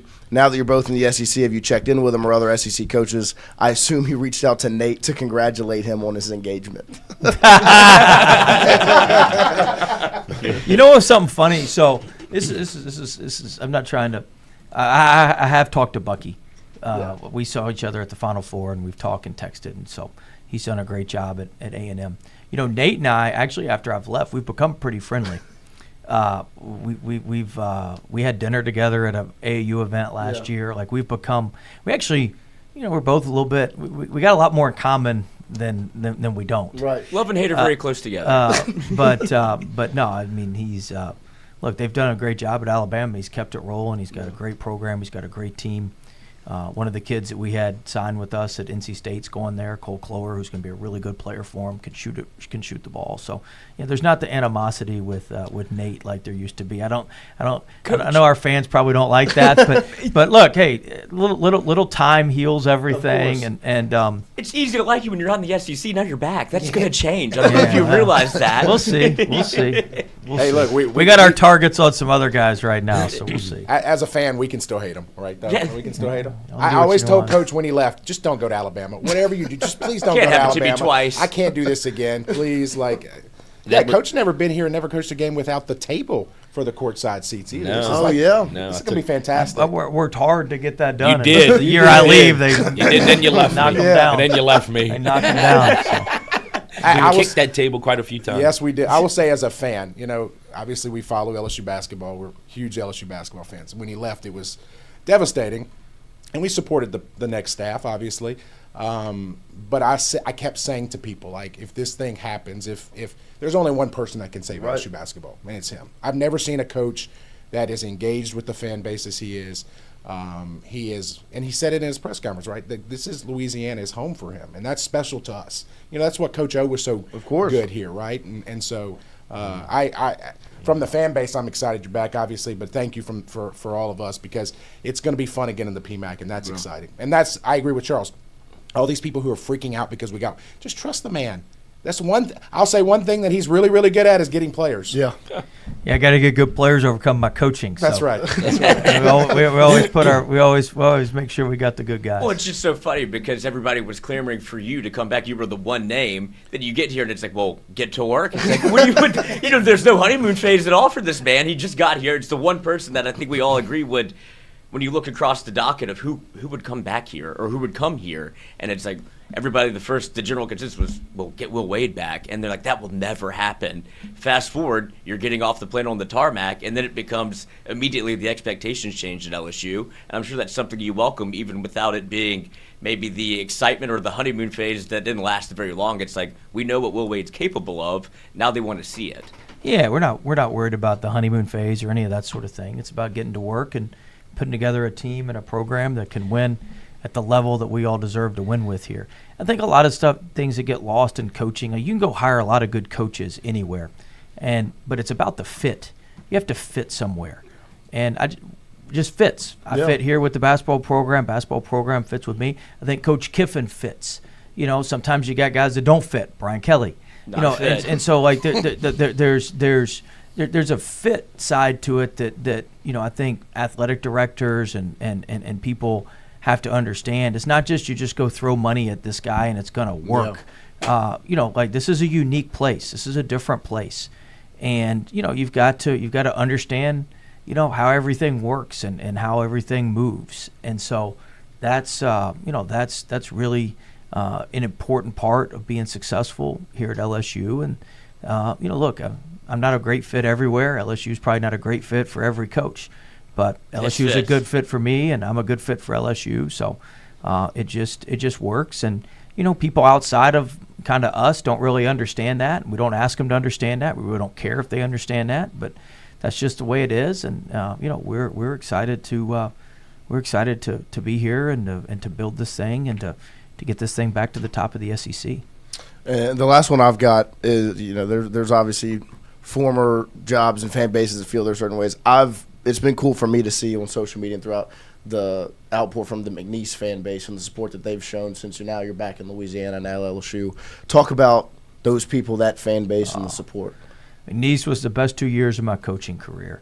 Wherever we go, we'll never make a bigger impact than we made at McNeese. And Bill's done a great job. Coach Armstrong's done a great job keeping the program rolling. But incredible people in Lake Charles, Southwest Louisiana. We had people that supported us that didn't know anything about basketball, that were very, very supportive of what we were doing and how we were doing things. And it's just an incredible 2 years, special 2 years. I'll never forget that. I was back in Lake Charles a couple weeks ago, just reconnecting with folks, and so just really, really enjoyed that. I'm sure the NC State fans had some nice comments too. Nothing too much. NC State, man, listen, I'll say this about NC. Their fans are incredible. Yeah, they've got an incredible fan base. They got incredible passion. They have an SEC type fan base, which is not most of the ACC is not that, right. But NC State does have an SEC level fan base, and they deserve to win big in basketball. They care about basketball like LSU cares about football, right? And so they deserve to win, and they deserve to have a winner. And hopefully Coach Gainey will be able to do that for them. But I understand their frustration and their hatred and that sort of thing. But I think that not everybody understands about fit. Right. And this is just a great fit for me. But always root for NC State, and look, they treated me really well, and I hope that they have nothing but success. Even though they wish ill will on us, I hope they have nothing but success. Because that's kind of the two sides of the coin. Where when you have a really invested in like a really good fan base, when things don't go well, they also feel very strongly in the other ways. And I think. Obviously we know that well at LSU because it's very similar with when things go really well, the highs are very high, and when it's not, the lows can be pretty low from a fan base perspective. I mean, that is the beautiful part of an invested fan base, right? That's what you want. You don't want apathy. Right. You want them to care. You want a strong feeling one way or another. And so we certainly have that. There's going to be a strong feeling one way or another. So I worked for an AD, said I'm with your winner tie. Yeah. Unfortunately, we don't play soccer, so you can't tie. Right. So it leaves only one option: win. Well, Coach, our hot dog guy, obviously. That's right. I heard 18 hot dogs, one per inning for the doubleheader on Saturday. Yes. Is that right? 27 in a week. Luckily, our bats came alive, and we didn't have to go to extra innings. You and me both. You'd have been. We're trying to figure out what I'm going to eat for basketball. Right. We've got to figure out what you're going to do it per 3-pointer, per dunk. What are we going to do? It's harder because there's only two halves in basketball. We've got time to per shot clock violation. Yeah, that's right. I like that. We've got time to brainstorm it. Are you still going to have the balloons that you pop for turnovers? Oh, yeah. Oh, yeah? There we go. We could do it for turnovers, too. That would be good. You don't want to eat that many of them. That we force. Number of turnovers we force. Help me out here.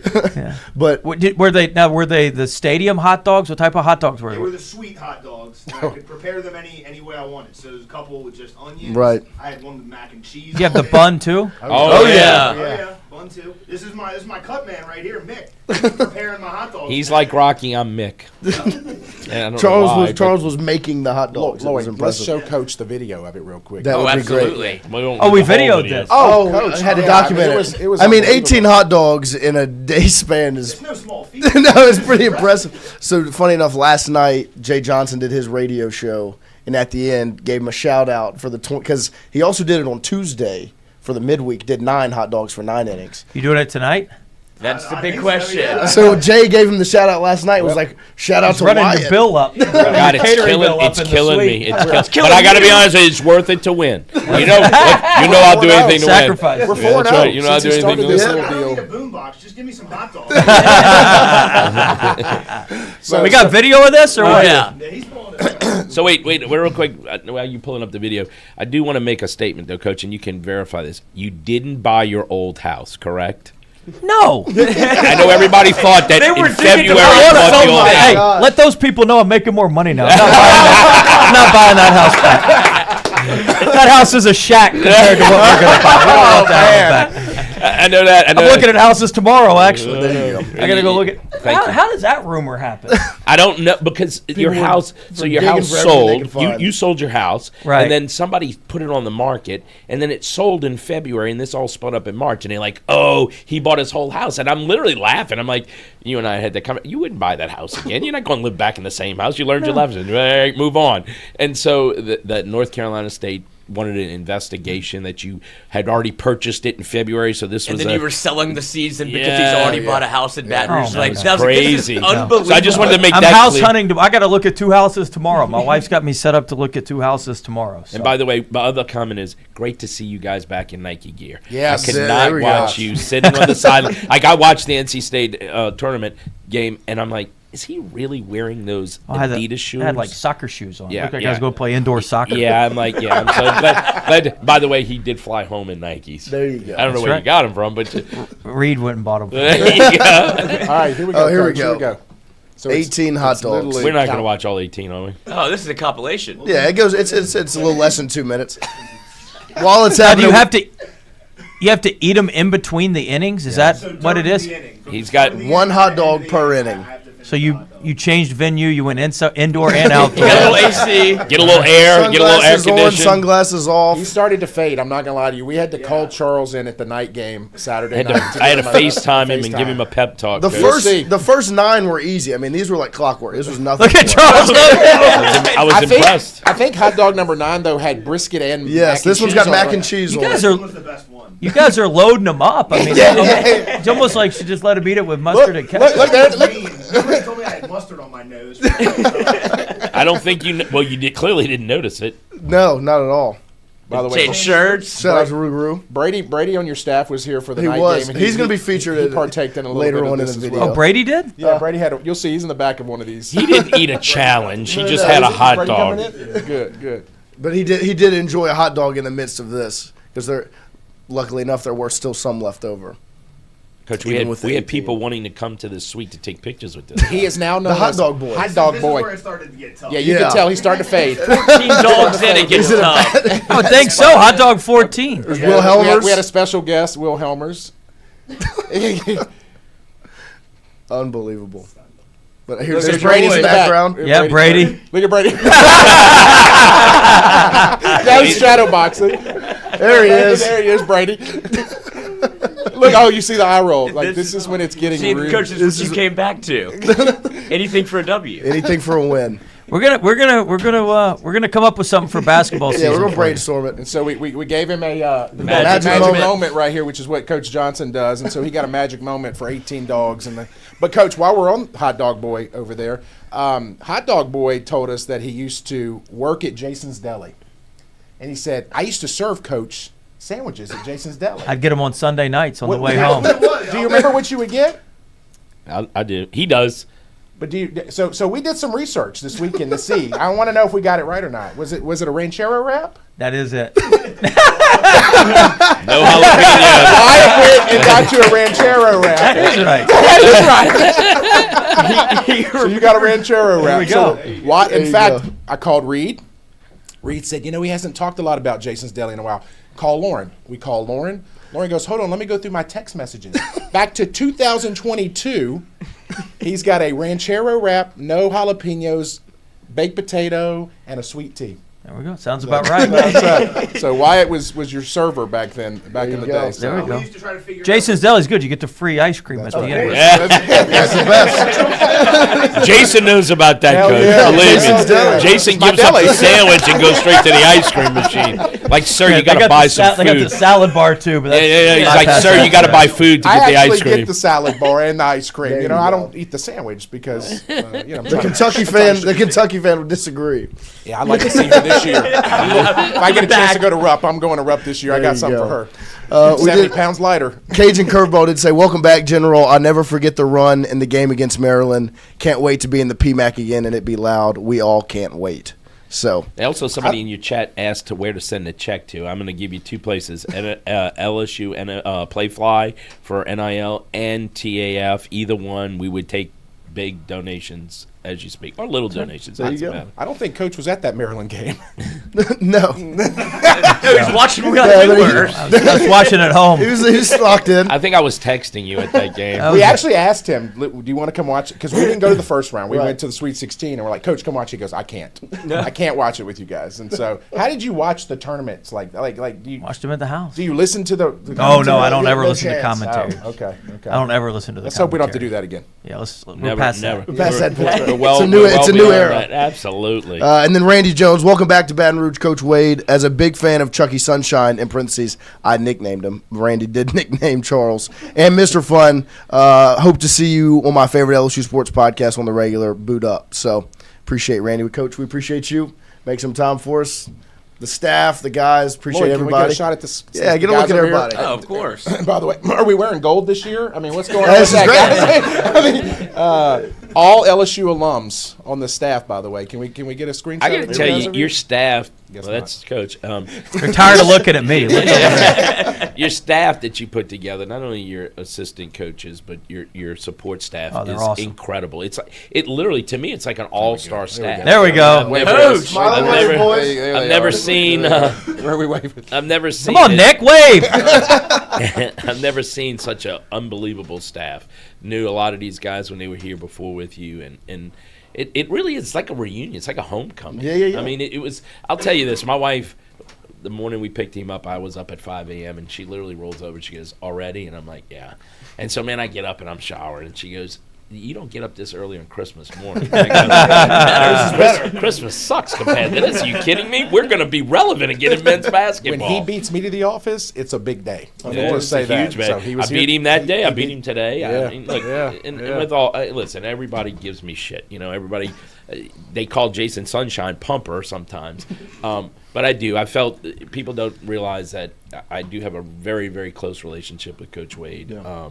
His family. I watched his daughter grow. I mean, when we picked them up, man, she's 9 now, and man, I mean, like, wow, she's almost as tall as me. Doesn't surprise me. Most people are, but it's good to see his family back. I remember when he was at the PMAC the first time we were when he was coaching here, I would grab Caroline, and I'm like, she's like, I want to go see my dad, and I'm like, well, come on, let's go. And Lauren's like, no, they don't really want her. The security. I go, man, screw that. Come here. I grab her by her hand, take her to go see her dad. You know. For short visits, but it's good. It's 6,000 ticket requests since you've been back. 6,000 new season ticket requests. So very exciting. So who's the first game against? Do we know? We don't know yet. We're still working on that. Okay. Are we going to get a fun little tournament that Mr. Fun's Travel can travel to? We're working. You know? We're looking. So We're listen. working. Let's let Vegas. He always wants to go to Vegas. By the way, yeah, baseball plays in Vegas next year, but we're not worried about that. Where's the Final Four in 2 years, Coach? Vegas. Everything goes back to Vegas for this guy. Also, how about we practice in Detroit this year? I'm good with that. I like I'll take it. that. But We can also, make a I trial will run. tell you this, that I've done a little research into this, and so I'm not going to put all the pressure on you this year, but in year 2, also the East Regional, Lenovo Center in Raleigh, North Carolina. Oh. Win the East Regional, win the East Regional in Raleigh, fly to Vegas right after that. So, serious question though, with the players that you have, that you have right now, if it all finishes out, if your roster gets put together like you think it will, where do you think we'll finish in ranking in your roster? If our roster finishes out how I need to, and everybody's eligible, and it goes how we need to, we'll have a top 15 team in the country. There you go. Amen. Hallelujah. It's worth every penny we paid this man. I'll tell you that right now. 100%. Top 15. That's awesome. Mr. Fun tried to get you out. I was like, no expectations this year. It's like top 15. Top 15. God, I'd like to win 15 games. Yeah. I mean, gosh. I mean, this is fantastic. Hey, you didn't make a prediction in your press conference. The last 2 press conferences you had, you made predictions on how many games you were going to win. Yeah, I don't know how many we're going to win, but we're going to go to the NCAA tournament. That's all I needed to hear. We'll get in that thing. So we won't be watching it here. We'll No, you're going to be with us. I love it. I love it. I love it. With us. Well, Coach, we appreciate you making some time for us. Always fun talking to you. Glad to have you back. I appreciate it. Happy to be back. Boot up. There we go. Boot up. We'll take a quick break here. We'll come back, close it out right after this.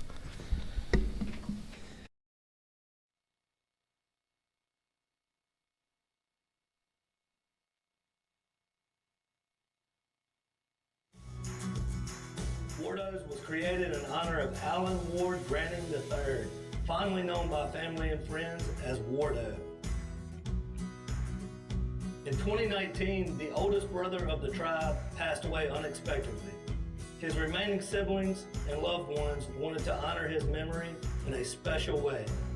In 2022, Ward's family decided to combine the need for a sandwich shop in downtown Natchez with a desire to pay tribute to Ward's love of good friends, good times, and great food. Through blood, sweat, tears, and countless hours of hard work, Wardo's was born.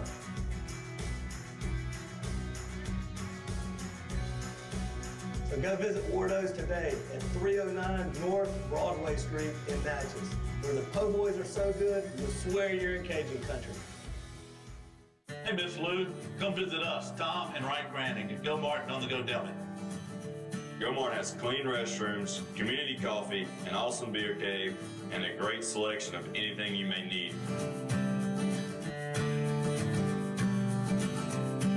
Located at the corner of Highland Boulevard and Highway 61 South in Natchez.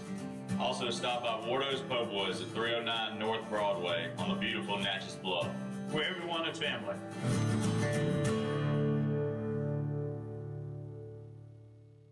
When it comes to your home, the roof over your head matters.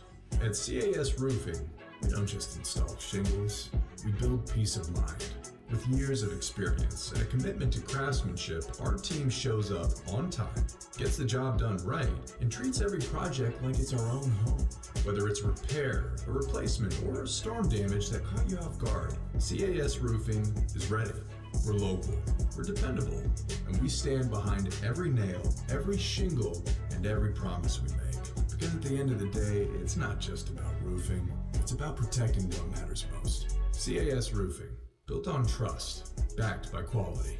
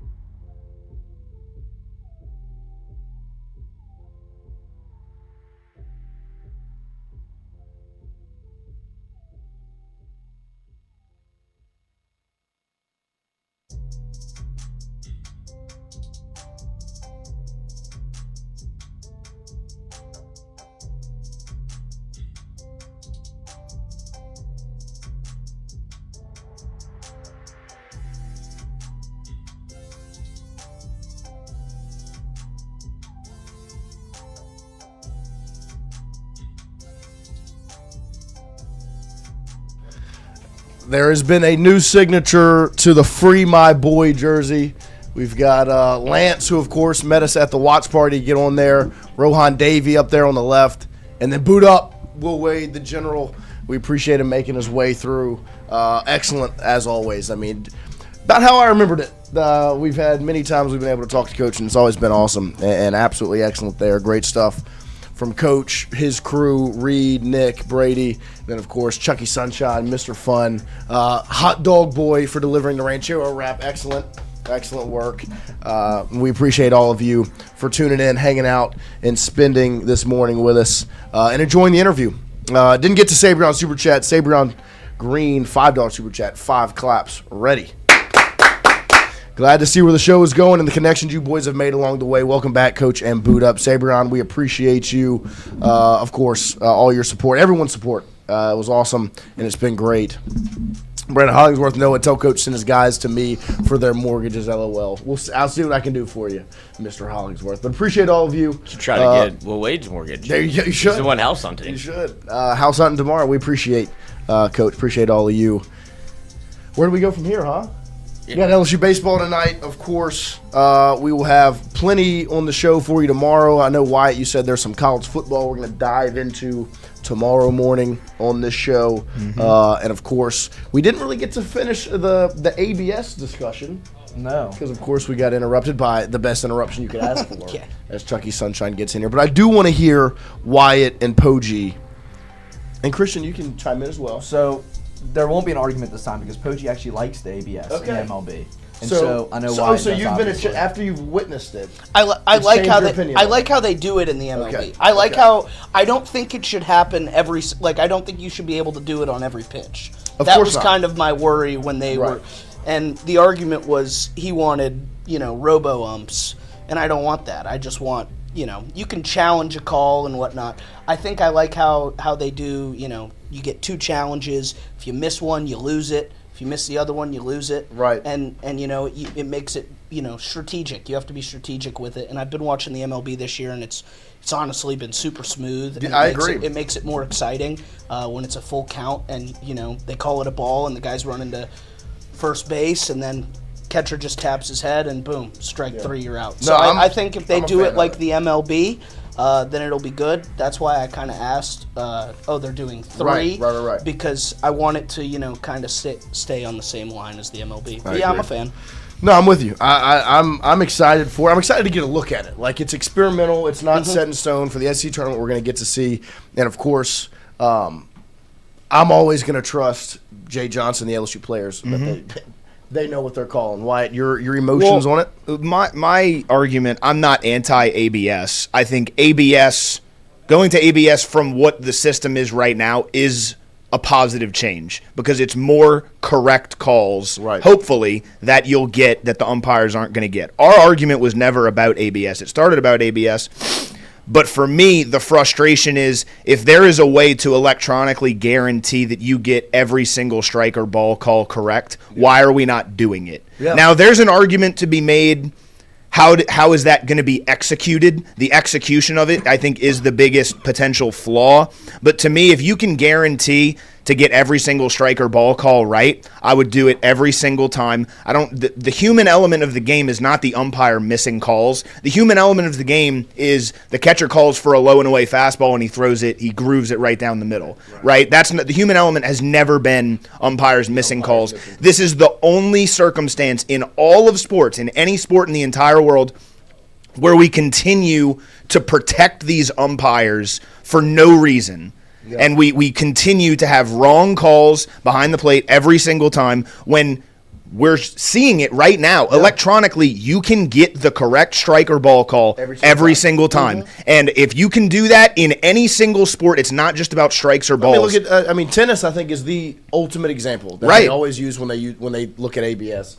It's the in or out on tennis because it's literally, and it has been for a while, electronically you can see the mark of the ball on, is it on the line or is it off the line? Is it in or is it out? Right. And so it's, when can you do that it's baseball with the strike zone, it's football with the first down marker, like we're still using the chain gang, It's all those things. Well, it's if you used an electronic rim in basketball and the referee are saying, I think that one went in. Why are we doing this? Yeah. You can get it right every single time. Now, I understand the execution of it is going to be difficult because you have to figure out, okay, well, what is a strike? What is the strike zone? Right. Does the ball have to be 100% in the strike zone? Is it if it touches the strike zone? Is it more than 50%? Where is the strike zone? Is it the front of the plate? Is it the back of the plate? Is Right. it a 3D of the? Does it change for each hitter? That is all fine. I understand that argument of it. Yeah. The human aspect of the game makes zero fucking sense if we're going to be absolutely objective about this. Well, you know what they say. Omar, the LSU Tiger said it. You know what they say? That's Wyatt. I think there is just Wyatt. That's Wyatt. Just Wyatt. I think there is one important thing you left out about the human element. I think a big thing, especially in MLB, not so much college. I would argue against it in college. Is it's kind of like a thing to get ejected from games for managers to argue with umps and get thrown out. It's kind of like a thing. It's like a personality. Like if you're a manager, you're looking to get hired, you're known for getting thrown out, and an organization might want you for that. Now, it's not to say that that's correct, that we should be not punishing umps for making the wrong calls, but it is to say that there is a certain aspect of the human element that extends past, go watch WWE. Pitches. No, but I'm just saying. That's not like... there is a certain element where umpires VAR? and managers get into it, and that's healthy for the game. If they get it right, like I am all about, the games should be decided by the players, not by the umpires. I can agree with that. Because I will say, like in basketball, there is 1,000% a human element outside of just the players. Like the officials are the ones calling the fouls. Right. But that's less black and white. It's hard. There's no I agree. Defined like, oh, this is a charge every single time. This is not a charge every. It's tougher to do that. You're always going to have human referees and umpires in certain sports. This bothers me because it's something that is so black and white. You can get it correct every single time, and I don't understand why you don't do it. No, I get that.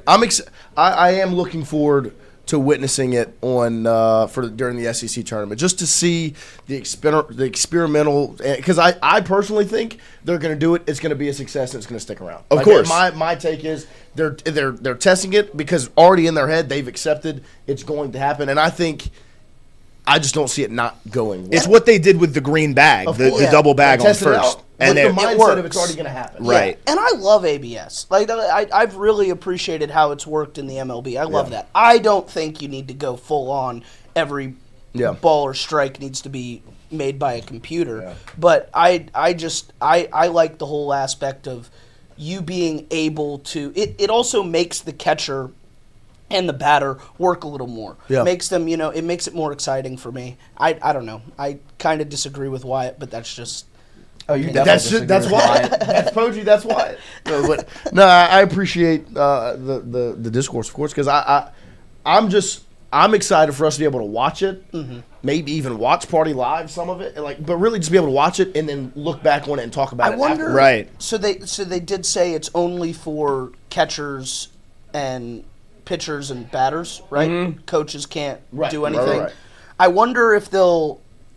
Because in the MLB, if you do it, if you don't call it by a certain time, honestly, if you don't call it right away, then they don't grant it. I would assume they're going to go with a direct copy of how because it's been so universally accepted and made so many people happy. Like people are fans of it, like yourself. I would think they're going to go copy paste the same exact thing because I think that's the best way to handle it. You can't be halfway trotting down to first base and then go, actually, you know what? Coach just told me to challenge. I want to look at it. I will say, fellas, it is super frustrating when the catcher does it and it's a complete ball. It is super frustrating just to watch in a watching standpoint. Yeah, I think that adds another element of it. That adds another piece of you're putting it in the hands, especially in college baseball, of from LSU standpoint, a freshman catcher like Omar Cerna. You're an 18, 19-year-old, you're behind the dish, and now how confident are you in your ability to know the zone? Strike zone, right. And then you'll have it will ultimately, I would love to,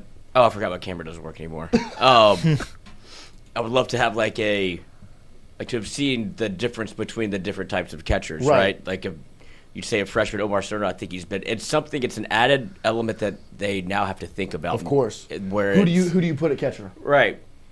You know what I mean? Like that's the well, thought no, it's process. just like you've seen past balls and all these things that like they're trying to call a game or relay signals, whatever, and now you have to think like, wait, was that a strike? Yeah. How much do I know the zone? Because you can't. It's either going to be automatic. I'm the guy that knows. It's like if Alex Milazzo was behind the plate, he can challenge anytime he wants. Of course. Oh my This gosh, also 1,000%. gets rid of your hated 3-0 strike call. It does. Yeah, That's true. Solves that problem. It's not strike every single time on 3-0. A lot of the times it's ball 4. That's right. So now you get more 3-0 green light homers, which you should be hunting. You should But be no, hunting. it's just interesting that it feels like a very much an LSU thing because Jay loves to find different ways to win, and it's exciting to see how this will play out. With the frustration between don't challenge that, we challenged it, what the fuck. Do you think it'll ever go into the thought process of who you put at catcher? Yeah. Like how often you throw, like if you have, say you're LSU and you've got 3 guys that you're confident in. And this is just completely hypothetical. I'm not talking about SEC, but just in general of like, well, maybe we'll put this guy, maybe we'll trust these guys at catcher differently because of their ability and the trust. I think every catcher knows the zone. Like of course. Imagine. And then it also depends on like the pitcher can challenge it as well. So if he sees that, that's the because like that's to me, the reason I'm excited about it from LSU standpoint is because of the pitchers. Like LSU's got some experienced guys. Like a guy like Zach Cowan, like extremely experienced, crushes the zone. Like that's one that I'm looking forward to just to see how does he handle it. I'm sure LSU will have some sort of like kind of defined rules in place of when to do it, when not to do it. You're not going to go 0-0 first pitch challenge. Right. Like, let that one breathe a little bit. There we are. No, we're all good. You're good. Let's gamble. Let's see. Let's get some picks in. Is Charles coming back? Come on, Charles. Let's go. All right, boys. Did my pick win? Your pick hit. Your pick hit. We Lloyd went, we had 5 picks yesterday. We went 4 or 5. Socks won. That would and guess what? That was going to be would have been his pick. That's Bush League. He's picking with his heart every time. So the only thing we lost was Kyle Schwarber's 2+ It's fucking Bush League. You're betting with your heart, not with your mind. Logan was picking yesterday, not Lloyd. Yeah, Logan. The Lloyd I know is a good gambler. Logan, not so much. Did the Mammoth win that one time? They did not. No. Oh, so but that was a good pick. It was a good game. I think okay. The Schwarber pick. Now that we know he was in quite the slump beforehand. Look, I was trying to make out. I thought at some point Schwarber was due. Yep. He is facing an unprecedented ignominy of striking out 8 consecutive plate appearances going into that game. So I was like, Is that what he's done? He's done 8 consecutive? Yeah. So that wasn't great. Cajun Curveball, $5 super chat, 5 claps. Ready.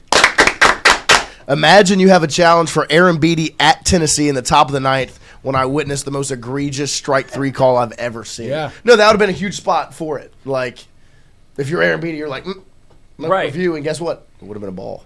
But then you don't get the Jay Johnson movement. You don't. So I mean, you got give and take from it all. But we are about to throw together the Mr. Fun Tingle & Co. parlay. We'll start with Mr. Fun's picks. All right, so we've got the Mr. Fun parlay via our friends over at I thought you FanDuel. only get 1 pick. No.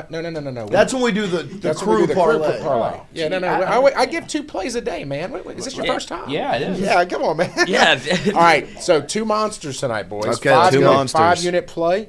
5-unit play. Cleveland Cavaliers plus 3.5. That was going to be my my parlay. Well, you can pick. take that. I can still take it. I'll take the other one, and then a 4-unit play. The Cleveland Guardians tonight. Oh, big Cleveland day. I'm feeling Cleveland rocks tonight. There we right? go. Yes. So Drew Carey. Cleveland, this is for you. The money line or the run line for the Guardians? Money line. Money line. Minus 120, something like that. It's at minus 120 plus plus 3.5 is at we're at KC. minus 118. We're at KC. So the Mr. Fun parlay via our friends over at FanDuel was plus 238 for those 2 to Cleveland pick. tonight. Cleveland. Now, Charles, we go with the big parlay for everybody. So here we go. Thanks, Lloyd, for screwing up the parlay. Yeah. I appreciate you. Dude, So I'm gonna go sweating at freaking almost winning $1,200 last night, but Lloyd's.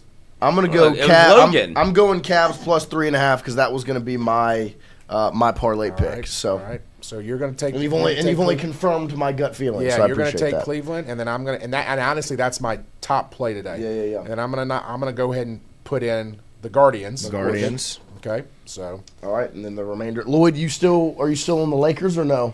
God, wouldn't trust to be if my life was on the line. I wouldn't But trust to be 15 and a half Sounded sounds- like Ken Love. Yeah, what just happened there? So we're taking Cleveland. I mean, we're taking the Lakers. I like Lakers plus 15 and a That's half. a lot. I gotta It's go a find lot it of out. points. That's what I was going to take. That is a lot of points for LeBron. It is. I'm taking it too, though. Plus 15? Yes, sir. They don't get beat by more than 15. No, that's what I agree. So I let me agree. go now. Let me go. All right, Poggi.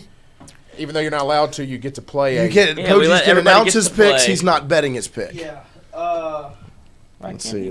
I really want it. I really want He's to on do it field again, goal. but I'm not gonna. I'm not gonna. I'm not gonna do it. I'm gonna go Brewers. Brewers. With the caveat that he means the White Sox.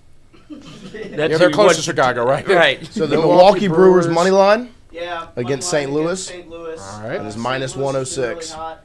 Line movement, it opened up at plus 102. They're minus 110. All the money's on St. Louis. Go Milwaukee. Listen to this guy, man. Hey, I Jesus love this guy, man. For somebody that can't bet, he's like a professional. I felt like I was listening to your phone with the plays of the day.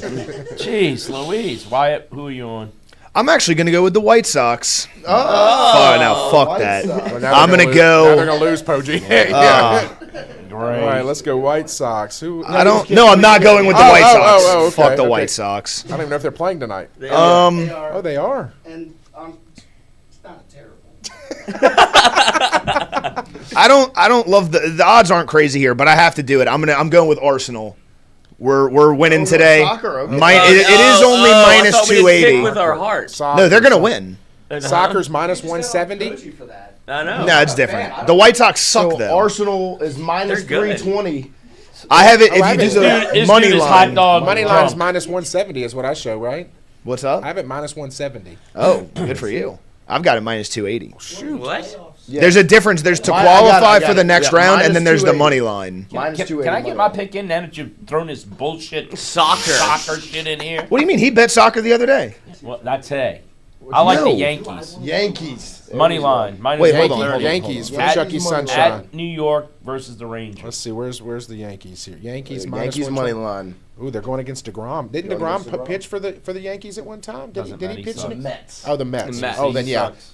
he's a Yankee Clipper. Christian. Chrissy. Also can't bet. No, I'm not 21 yet. Young Buck. You can bet in the Bahamas. What is That's right. LeBron's points tonight? What's We're going LeBron points. Jesus, you it people. did last time for me. It did, but this is game one. This LeBron is a feel-out game. I know, but Let's see. I'm going to pull up the prop bet here. Points Let me for see it. LeBron. Give me the phone. LeBron, you can get 20 points plus for minus 120. That's yeah, not. let's do it. That's my pick. So I might even take 18 points for minus 185. That's not a bad. I'll take 18. So player points. You know how to do it, Charles? So the over-under is set at 20.5. Okay, I'll do 18. You're going to do 18. Okay, 18 okay. plus. Alternate player points. LeBron over 18.5. So 19. All right. So actually, 17 18 or plus. 18.5. Like you're thinking 18 or 19 points. 18 and a half. If he gets 70, he's getting 18. Okay, so 18.5 LeBron. So he needs over 19 18 now. and a He's half. going to score 24. Okay. All right. All right, just so making sure. to recap here, we got the Lakers plus 15.5. We got LeBron plus 18.5 points. We got the Yankees money line. We got the Brewers money line. We got the Cleveland Cavaliers plus 3.5. We got the Cleveland Guardians money line, and we got Arsenal money line. There you go. I got plus 4,300. I love that. I have Plus plus 40. What is oh, it? I have plus It's a 4,000. 17 And I'm going with Yeah, and I I'm mean, going yeah. with the What do you think you're going to get? I mean, I'm the going- value of listen. Had we not had Logan's pick last That's right. night, we would have won. Of course. $50 pays me $2,300, boys. That is very true. Bet is placed. There you go. My bet is also Placed placed. mine now. Now, how do we Second. feel about Arsenal and the under today? Like Go ahead. Go ahead. Of course. What is the I don't know. I don't mind the over here because I think it's going to be a more attacking game. you got to put What's the you got to line? get set by. I don't Oh, know. come on. Get this graphic made. Do you have a soccer play for today? Doesn't have to be one of your Wales. Me? whales. Me? Yeah. Yeah, I really like the over in the Munich Paris Saint Germain. You know that's tomorrow though. Oh, that is tomorrow. That's That right. game's Okay, so tomorrow. today, hold on. Let me see what my brother's betting because that guy loves some soccer.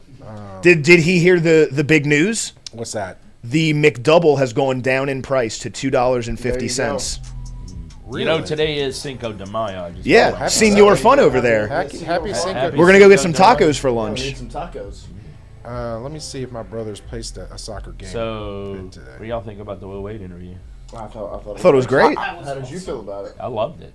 I got text messages. Signed to Free My Boy shirt. Yeah, beautiful. Oh, did he sign it?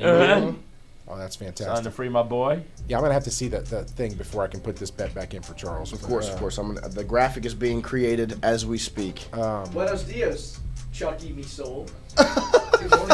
Who said that? He put it in Google Translate. He's speaking Spanish. I like you. Buenos dias. Cristiano.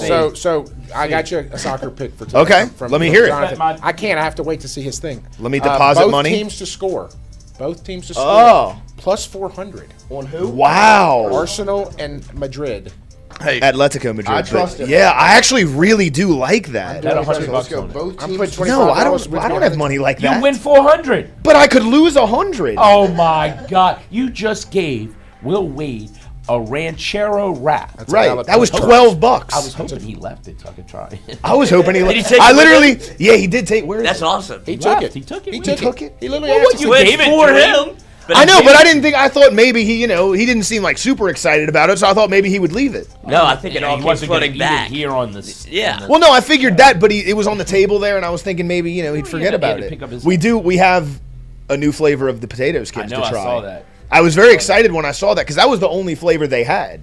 They didn't have any of the like other that. four It's a flavors. 17 parlay, correct? Yeah. It is a What 7. do you want to bet on it? Plus 43.70. Let me see. I'm gonna tell you. $10. No, I'm Oh, bet man, that's $100. money.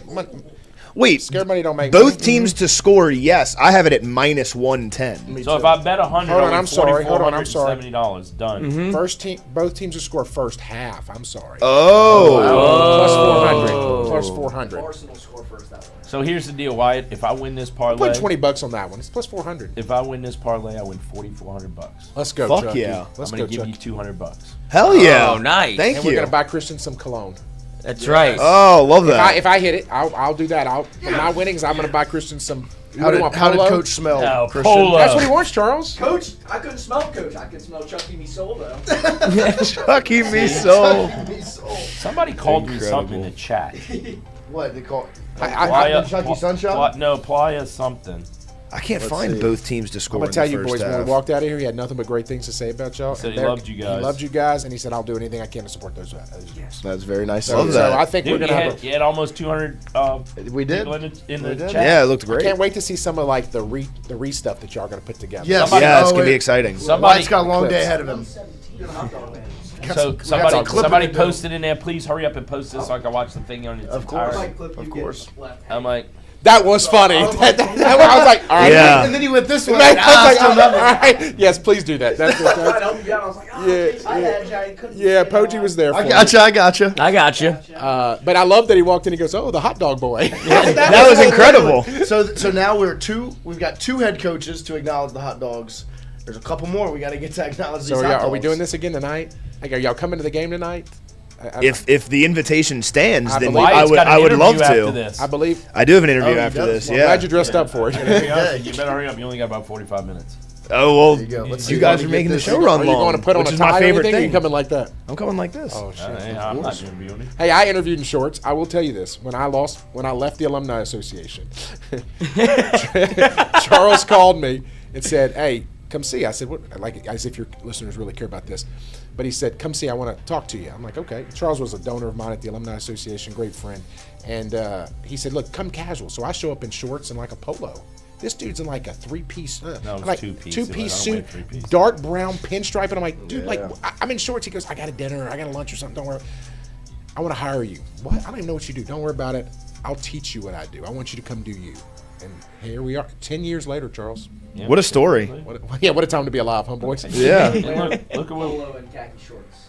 I would For probably, important events. yes, I think a pullover and khaki shorts, definitely for important events. I just sent the graphic to the group. The graphic Saw has it. been sent. Yep, 7 I legs, got same game $100 to win parlay. 4,400. There we go. Love that. Huh? Chucky Sunshine invested in the Tingle and Co parlay. Nobody wanted to take Carl Schwarber today? I bet he hits 2 home runs today. I'm sure. I bet he hits Yeah. 2. Lock it in. I might, let's you know eat. what? I might sprinkle on a Schwarby homer. Yeah, Just he's due. Huh? I thought he was due yesterday. But to run through it again, it is a same game parlay plus once again. Lakers to cover 15.5 with LeBron to score over 18.5 points. Arsenal money line, Yankees money line, Cavs plus 3.5, Guardians money line, Brewers money line, and those are your selections. I mean, literally last night we went 5 for 6, guys. I know.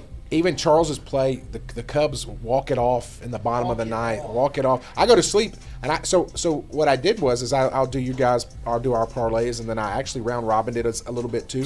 So with only losing one last night, actually I won night, had a nice little night. So I know I was upset with myself that I didn't take the parlay minus Logan's selection. Yeah, Logan. Well, no shit, it lost. I know, but I whenever you said it, I was like, that we all took money lines besides that one, so I was like, I should just go with all the money lines. That would have been fine with me. I didn't even bet it. Well, all of ours were also like favored to have, and then you threw in a plus 200, which was you crazy. had to jump those odds Yeah, up. you did. I guess. Somebody's got to take a Fair shot. enough. So if we win, Wyatt gets $200 on top of his own on bet. top of his bet. Love that. Christian gets a bottle of cologne. That he has to drink. Christian, when can you start betting? How old are you? 20. July 5th. That's right. Thank God. Charles, what's your birthday? July 15th. Oh, 15. He got nervous. There you We're go. gonna have a joint cake for you Yes, boys. a joint birthday No, I party. don't smoke joints. Oh. We don't either. I will say, Fudgy the whale. I pulled a Wyatt Mr. Fun last night. Had a couple of NBA bets cash. Of course, the Mr. Fun bet yesterday cash. Before I went to bed, I took four favorites in table tennis, And it hit. oh, nice! That's the best. By the I way, woke up to this morning. I was like, oh, okay. by the way, can we talk about what our boy Christian did? Oh, last I night? was gonna bring this I up. didn't know we were sweating, dude.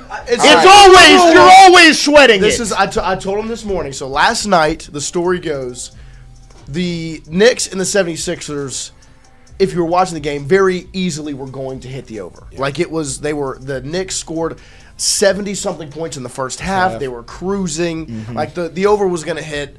It hadn't hit yet, but it was obviously going to. But the number one rule is always, you don't talk about it until it's happened. You don't cash those tickets until until the bets hit. And so Christian texts and he was like, "Great work, everybody. Good stuff. Great job, Mr. Fun. Great job. And literally, we all went, "What are you doing?" Oh my gosh. Logan says, Lloyd says, the only rule in betting is to not the only. And I literally go, the only. Wyatt removes Christian from the chat. as he should What I have been. didn't tell y'all though is in the first half, Christian sends me my own message and says, "We need more points." I said, "We're trending in the right direction, young buck. It's early." You can tell he's never gambled before. It's early. And you can say something like that. We're trending in the right direction. That's fine. Always, I don't say the L word, and I don't shake hands until the ticket is cashed. Right. It's never done until it's over. Right, of course. It was a very good learning experience for our young Christian. He now knows. Somebody in the chat just live bets on table tennis. There you go. That's gang. awesome. There you go. It's fun. I'm glad FanDuel sponsors this because Jesus. FanDuel should be very happy. Y'all have a bunch of degenerates on here. By the way, I've bet enough over the last month with you boys that I've now got my own host with my site. Love that. He's sending me like stuff, and I'm like, I've got like gear that's coming to me. I'm like, I can't wear this. My wife will kill me. That's awesome. Yeah. Oh yeah. So there you go. There's your picks Wyatt, right there. Somebody said, "Good luck on your interview." Yes. Thank you. Best of luck. Wyatt, let's practice also real quick. Let's practice. Somebody said, "Wait, hold on." Somebody said that if it wouldn't be for Hot Dog Boy, Coach Will Wade would not have shown up. I disagree with that. I think it had. I disagree with that wholeheartedly. I think it had a lot more to do with Charles. Right. But take it. All right, Wyatt. Let's practice real quick. So, Okay. Wyatt, tell me some of your strengths. I can't take you seriously. I know you too well. Sorry. Okay. All right. So the question may come up. It was like, what is a weakness of yours? You want to know what my answer is to that? Yeah. What do you say? Cupcakes. Love I love a good that. cupcake. Let me tell you something. Busty Latinas. Don't tell Charles' wife. No, I'm not. All right. I won't. Listen. Bad answer. Listen. I'm getting the bad ones When out. you're Sorry. interviewing, Good to know you. Yeah. This is the last time you'll be up here. When you're You'll be up here, interviewing, you just won't be downstairs. when you're interviewing with someone, I tell people this all the time. When you're interviewing with someone, you're also interviewing them, right? So this is a life lesson for everyone. If you go in there and you're interviewing with them and they can't smile or they can't laugh a little bit, then this may not be the place for you, right? So I did it. I knew it right away when I was interviewing at several places. Charles, again, when I left the Alumni Association, I interviewed with Charles. We laughed, we cut up. I went and interviewed for some other places where it was stiff, and I'm like, no. We got to have fun at work, right? You're at work more than you're with your family. You got to have a good time. So once again, Wyatt, what are some of your strengths?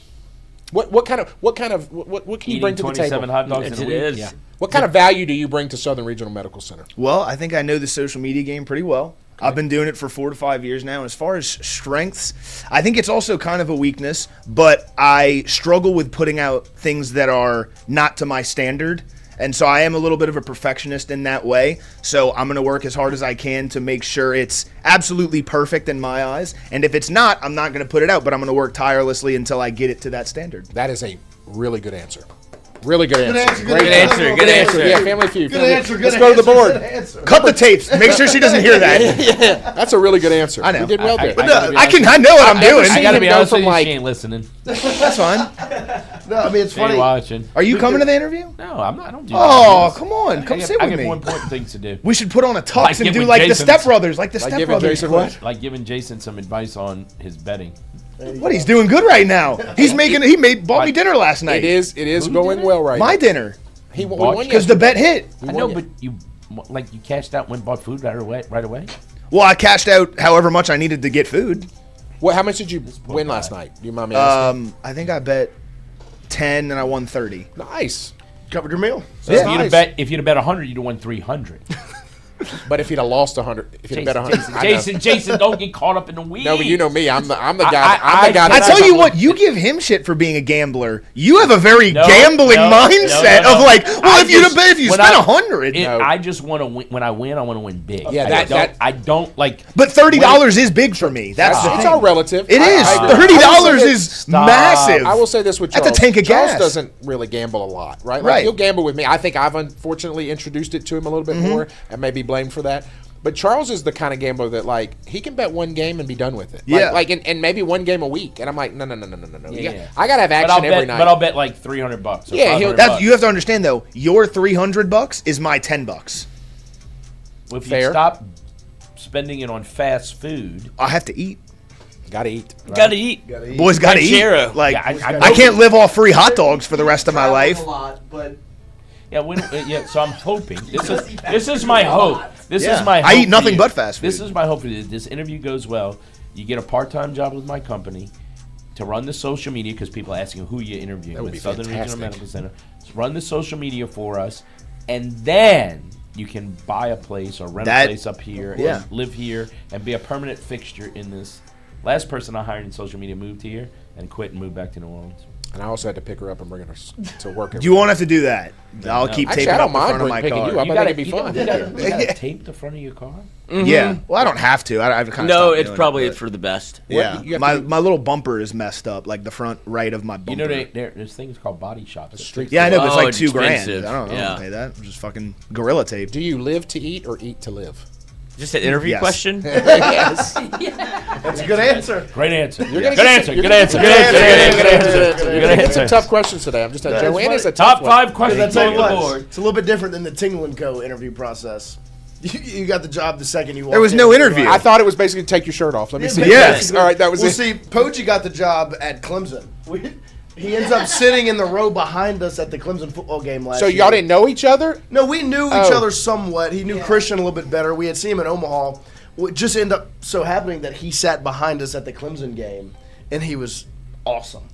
And so when he found out that he was going to be looking for a gig in the media, we were like, I mean, I know you fit right in. I really wish I would have known you guys when I was in college because I think I'd have been a great fit to this. I to think- this I thing. think I'm you just are telling now. you. I think you're a great fit now. Yeah, I am, and thank you. You're right. But no, I think this was like honestly for my brother and I. We started a little J&J brought or whatever. We did a little podcast like 2 or 3 times, and Charles's daughter helped us create a logo. Chatting with Johnny was what it was called. There you go. And we would talk after football games and stuff like that. It was actually really fun. And we'd have like 5 or 6 people watch us, and they're like, "Oh, go live with it." No, sorry, we never did it, but I always wanted to do it. I always wanted to talk sports and just Living the double quarter dream. pounders, Yeah, live it's it. But awesome. now I get- Jonathan also very welcome in. Always open. Jonathan door came. policy. Jonathan came to the game Sunday, and I told him. I said, they want you to come on and talk soccer For sometime. the World Cup. Yeah, we're He said, "Let me saving check it. my calendar." That's what he told me. There you go. I said, "Christian loves We you." don't run into the nap time. No, we're no, that's done. it. We're That's done it. prior to nap time, That's so we're it. good. Yeah. Wyatt interviewing to get a job and into Chucky's family. Saber song. No. Sabrion, yeah. Chris Christie hater. Does everyone Christie realize how big of a last 3 months the Vaughn family has had? It's been big. My brother won a fight. You become a sensation here in Baton Rouge. You're a legend. Rookie of the year, are we saying? Chucky sensation. The odds-on favorite, I would say. Owen Gardner. Who? Who? You've never seen Rookie of the Year? Yeah, that's what I What was. is it? That hurt your cause. You've never seen Rookie of the Year? No. Henry Rowan Rowan. Is that a movie? Oh. Whoa, don't let him talk to seen you. a lot of movies. Hold I on, haven't seen neither a lot has of he. movies. I Neither see has he. sports He doesn't- movies. He doesn't. Bullshit. I don't like. Bullshit. I've watched every sports. I don't like The Godfather Or Scarface. or Scarface. Or American Gangster. I've never seen them. It's just some of my favorite movies. Yeah, I've never seen them. Thank you. I can't sit and watch that. It's just. Or The Sopranos. I watched 3 seasons of The Sopranos and I just kind of got bored with it. I Oh know. my I'm sorry. God. I'm sorry. But I've watched. Yeah, I didn't want to do. I've watched Yellowstone. I've watched Landman. I've watched Homeland. I'm into all these now. There you go. What's the Lioness? Lioness is fantastic. Like they've got me doing it now.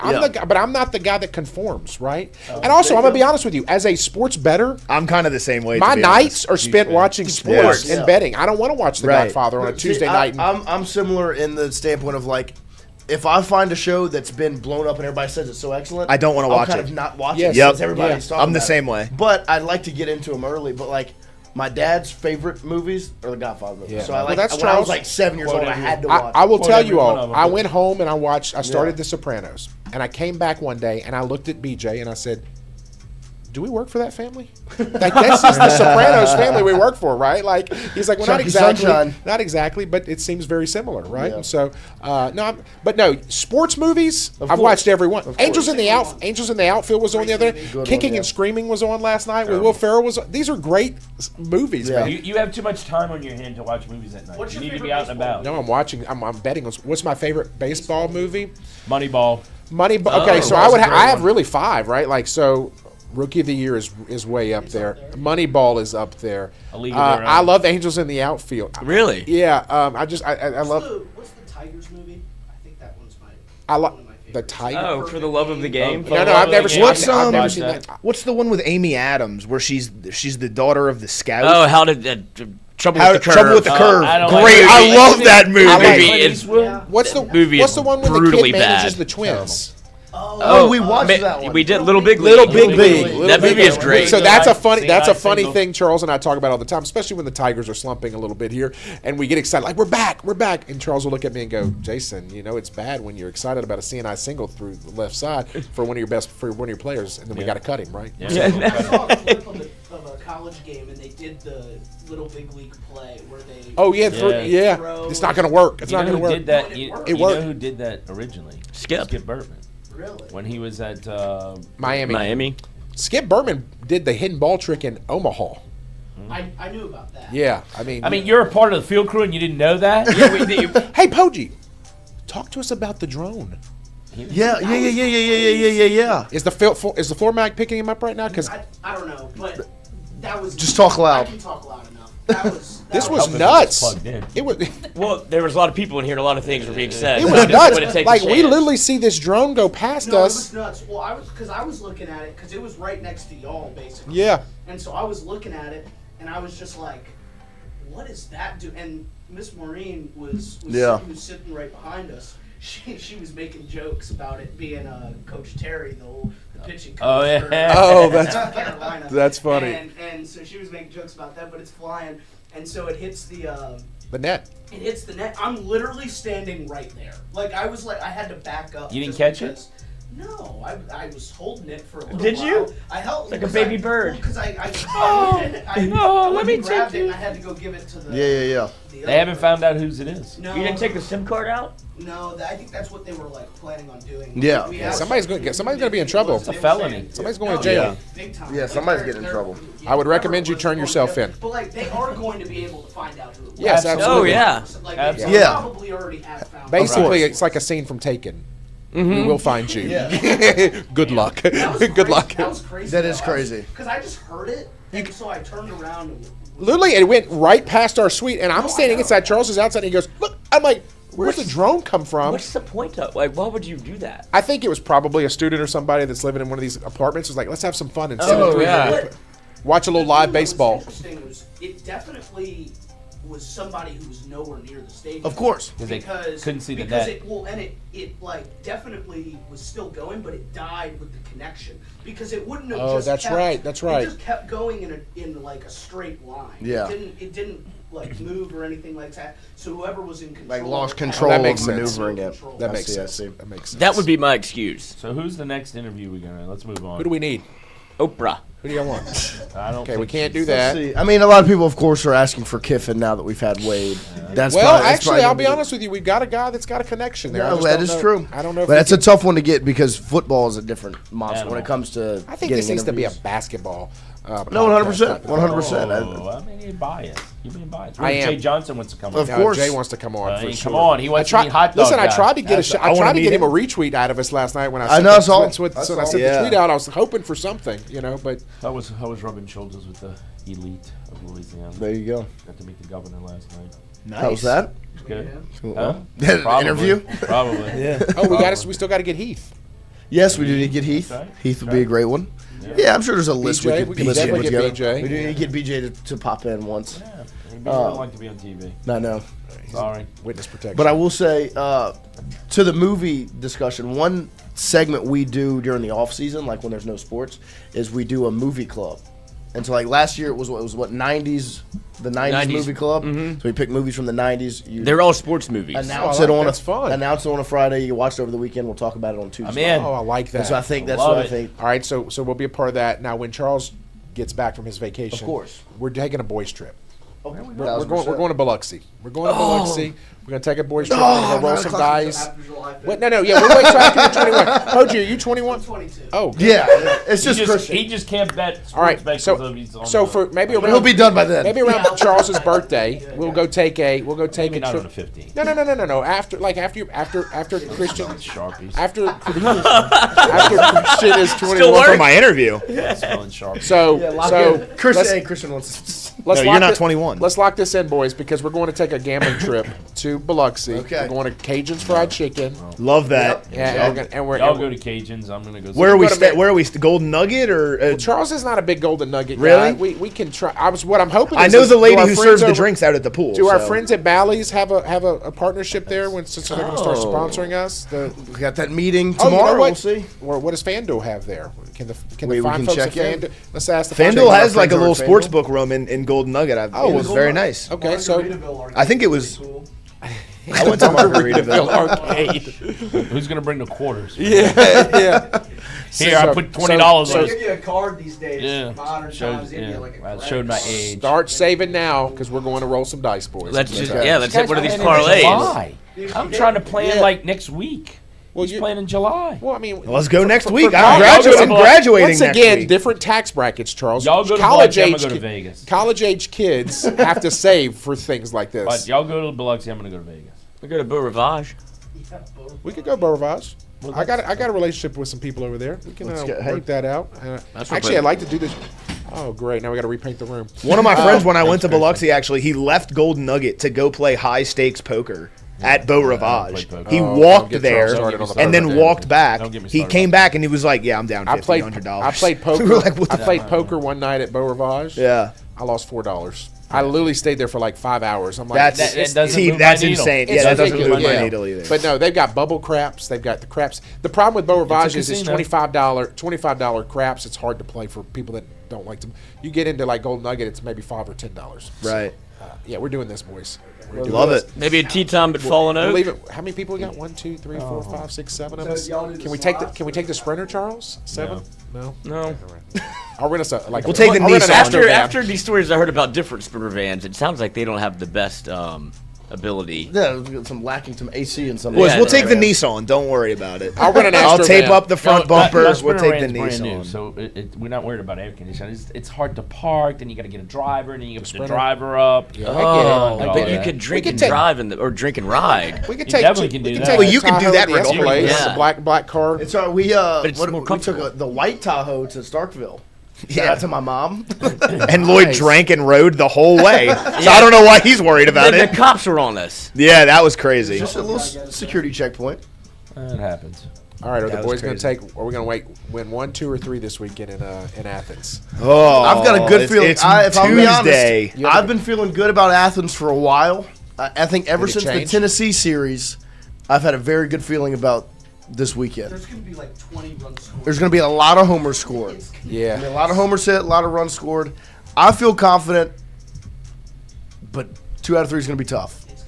If we get I'd go 1. But the problem is, Jay said last night we got to get 5. We got to get now, 5 right? out of 7. So we got to we go got 5 to out go of to 7. 14 now.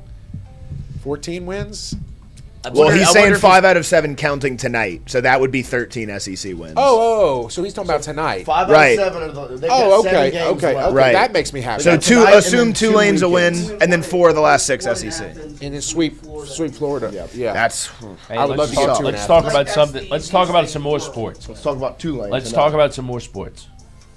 May 22nd and 24th, F1 racing in Canada. You gotta love that. boys trip. Boys Going trip. to Canada. Oh, I okay. hate It's Canada. our- You it's our sounded birthday- excited about it's our it. birthday weekend. Yeah. Yeah, no, I'm excited to watch it. Yeah. Okay.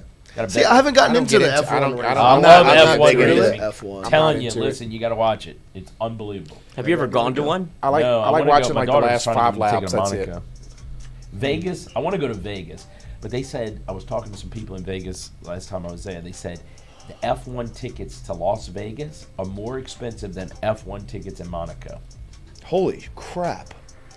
And I know Monaco's fucking expensive. Yeah, yeah. Holy but shit. so I want to go to Vegas. I want to go to Monaco to see. I want to F1 go racing. with Jimmy Fallon. Oh, no. Did you see this? He was at the Knicks game last night. He's was on, at the he's Knicks on, game he's last on a bender. He was Yeah. with he Is was he? with Oh, yeah. one of the Giants players. That he was sitting next to him, and they had a couple. Yeah, I saw him get up and kind of give him some dap or whatever. But Some doubt. yeah. Are you about to throw Love you something up on the guys. screen? I gotta go. You got an interview. Yep. Good luck, everybody. Pull for Wyatt. Pull for Oh, there Wyatt. he is. Somebody's like Wyatt is in the chat. Is Wyatt gonna be Charles's future father? Is Charles gonna be Wyatt's father-in-law? I'm like, no. No. I'm gonna be his boss. That's you go. fine. I'll take that too. Oh my gosh. He just bit the Yeah, he's on it. yeah, Feels like cocaine. little I fired like up. it. There you go. You could be. No, we us Italians take that as very Serious. Oh, I didn't know you were Italian. yeah. Okay. I'm Italian and Irish and French. I'm Latino. Well, you definitely not getting into the family. You ruined the blood. 25%. What do you mean? I'm Irish. I do wish I was. Irish, I used Koji, to tell what are you? my mom. Italian dual citizenship. Let's go. Okay. Dual citizenship to Italy. I like it. Christian, what are you? Spanish and English. Spanish and English. Spanglish. Throw out some Spanish. Buenos dias, Chucky mi sol. Something other than that. Cinco de Mayo. There you Happy go. Cinco de Mayo. Me Like, gusta tacos y queso. Me Mexican gusta shot collars, handcuffs. Yeah. wait. It's hold on. Time out before we end the show. It is Cinco de Mayo. You didn't bring me a Mexican pizza. Mexican pizza. He was ranchero. Oh, the sandwich. ranchero though. That is my bad. I missed. ranchero is Mexican. Yeah, it is. I missed the boat on that one. I apologize. That's on me. Strike one in the interview. Yeah. Yeah, you always. Like one. Hey, All right, I brought this guy cookies and milk There you on go. my interview. Just Love that. Actually, he brought me cookies, and I'm like, man, this is really awesome. I'm like, you know what would have been great? Some milk. And he reaches in his pocket and goes, I got Pocket milk? little baggy milk. This guy ran straight to the top. Thank you, boys. That was excellent. Boys, Thank you. congratulations on your great interview. Thank you very much. Thank Thank y'all. y'all. Will we see y'all? No, you're tonight? good. You're good. This is how we do it. Tonight? Yes, sir. I'll give you a hat tip. That's it. All right, I got you. Hey, Perfect. you know what? Thank you very I much. get it for doing that. That's awesome. When I hear you, I look up. I know. I did you a little. Absolutely. Yeah. I Absolutely. try and do as much as I can to show a little without getting. Little hat tip. Love it. Love it. Appreciate y'all. Go to your interview. Okay. Don't be late. 'Cause Don't be late. I won't. Wasn't What time is it given for? a time. Can't be late if I don't know. Yeah. Just gonna go 13 for 13, close this thing Let's out do so it. Wyatt can get to his interview. Thanks, guys. Shout out. Do you have to study today? I mean, at some point. Okay, so you do have exams left? Yeah. Are you gonna come to the game? No, I can't come to the game. Oh, no, well, let me check. Change Are they good? They're pretty good. I tried one. I had a bag already. Okay. You got a bag? Well, there were 2 bags in there, so I got one for Charles. Are they and pretty good? One for me. They're pretty good. Jalapeno cheddar. I think they're the second best behind sour cream This and is onion. this is like this is Cinco de Mayo. Some jalapenos. Yeah, jalapeno cheddar. Very, very good. Very good. Thank you. You're welcome. Thank you. See, I didn't bring you taco pizza. That's on me. Those are good. Those are real good. Oh, look at twofer. That might be my favorite flavor. What was the other I don't one? think it's as good as sour cream and onion, but I think it's close. I don't know. These are delicious. These are delicious. Y'all don't number like one. the bacon ones? They were okay. I We did are not as also much more as sour hungry cream. than we and were onion. last time Yeah. we tried it. That's But true. this is really good. Those were very good. These are two. Yeah, I think two. Really? I think that's they're my. number two. These are my one. I'm not. Yeah, I'm not. I like a good kick. I would like Yeah. to go back and forth. Yeah. Okay. Back and forth. I would. Oh, Switching between. I got you. You know, I got A little you. here and there. Get you on the I wrap got around. You just get it. I get it. Just It's different. just Wyatt. Jason always says. Just always Wyatt. trust a fat guy when it comes to It's not even a question. Yep. That's what I'm No, scared about losing the weight. Food, the food segment's on the way. Me and Jason were talking about the other day. I was like, we actually have a lot of very good opinions, very strong opinions, people that know food very well. Even though Lloyd doesn't eat all that much, he's probably the most food intelligent because Correct. he Very was, good cook. grew up in a food household. We also yesterday went and recorded some Cooking with Roe. Yep. Oh, it was Rohan Davey delicious. and Lily Very Courtney. good. It was outstanding. Oh, so Divine. good. Did a so little good. shrimp on the body. Delectable. You did it? No. Roe and and Lily Courtney. We did a flank steak, a little shrimp and pineapple. Oh, so good. The steak was phenomenal. Next time we do it, Shrimp we're were gonna have to great. bring you over to the. Still eating? Yeah, I was eating yesterday. He yeah. eats every day. Sometimes 3 and 4 times. Sometimes 9 times. Sometimes 18. Yeah. Sometimes Sometimes 18 times. I guess I'm eating hot dogs again. Really tonight. 21 because you ate 3 times over as well on that Are day. you passing your exams? Oh yeah, I got an A yesterday I think, and then tomorrow's the big day. Same shit. What's tomorrow's Yeah. What's tomorrow's exam? Felt like an A. Tomorrow's media policy and agenda and international relations. Okay. In those classes, I AI'd the entire year Oh. off the record. Off the record. Awesome. Thank you. Thank you. Thank you. Thank you. All right. Thank you. You're welcome. Yep. See y'all. See y'all tonight. See ya. Hell Appreciate yes. it. Hell yes. Hell yes. Tulane, you're in trouble now. About to be the red wave. We're gonna have to start messaging some of the wives if they want to come eat a hot dog Yeah, with Hot Dog Boy. Hot Dog Boy will be in attendance, baby. Hot Hell Dog yeah. Boy. All is right with the world. Nine more. 9 more dogs. Ah, it's so interesting. I Nine don't- more beers. not- I'm excited that I get to drink the beers now. Yeah. Because I- that couch ready, cuz. I think that hurt. You'd stay with It's me. primed. Or yeah. I don't know that I want to stay with you because you were begging me to stay with you for so long, and then I tried twice, and you denied me I didn't twice. think you were being serious. I was being serious. I was being very serious. No, I'm being serious now. Because I was very serious when I was like, I think it should be special the first time I stay with Lloyd. So the night I do the 999, I'll stay with Lloyd. And then I said, all right, I'm staying with you tonight. And you were like, no, you're not. Oh, okay. I don't know what you got going on. Maybe you're. I don't know. I didn't want it to. That's not special for. It's only the one bathroom. It's okay. Mm-hmm. It's right next to my bed. I didn't poop. Yeah, well, So it would've been that was fine. not part of my calculations. Yeah, that's on you. That's okay. We going 13 for 13? Let's try. Let's do it. Barn door. Let's see. It looks like some soccer. Yeah. Atletico, Uh-huh. Real, Barcelona. Oh no, it's not Athens. No, that's not a what? Ray, so the bottom right. Oh, Rayo. Yeah. Rayo, Atletico, Real. Seal. Or it's real, but it's pronounced Yep. Real. And then Barcelona. Top left So and top top left right. and top right. There we go. Those are La Liga teams. Mm-hmm. Athens, Atlanta. Oh, Johnny Knoxville. got it. Glenn Rice, Kiki Rice, Ben Rice. Ben Rice, Sydney Oh, Rice. nice. and Sydney Rice. Who is Sydney Rice?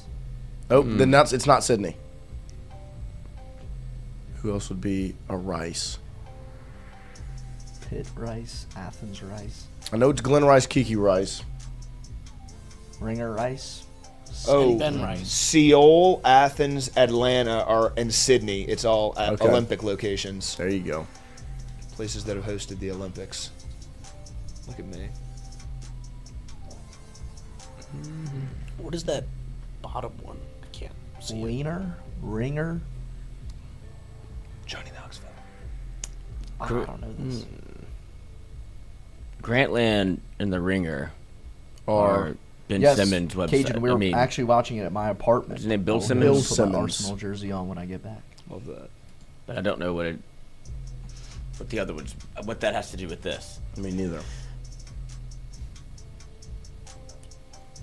Grantland Rice. What was the other ones? Glen Rice. Glen Rice. Kiki Rice.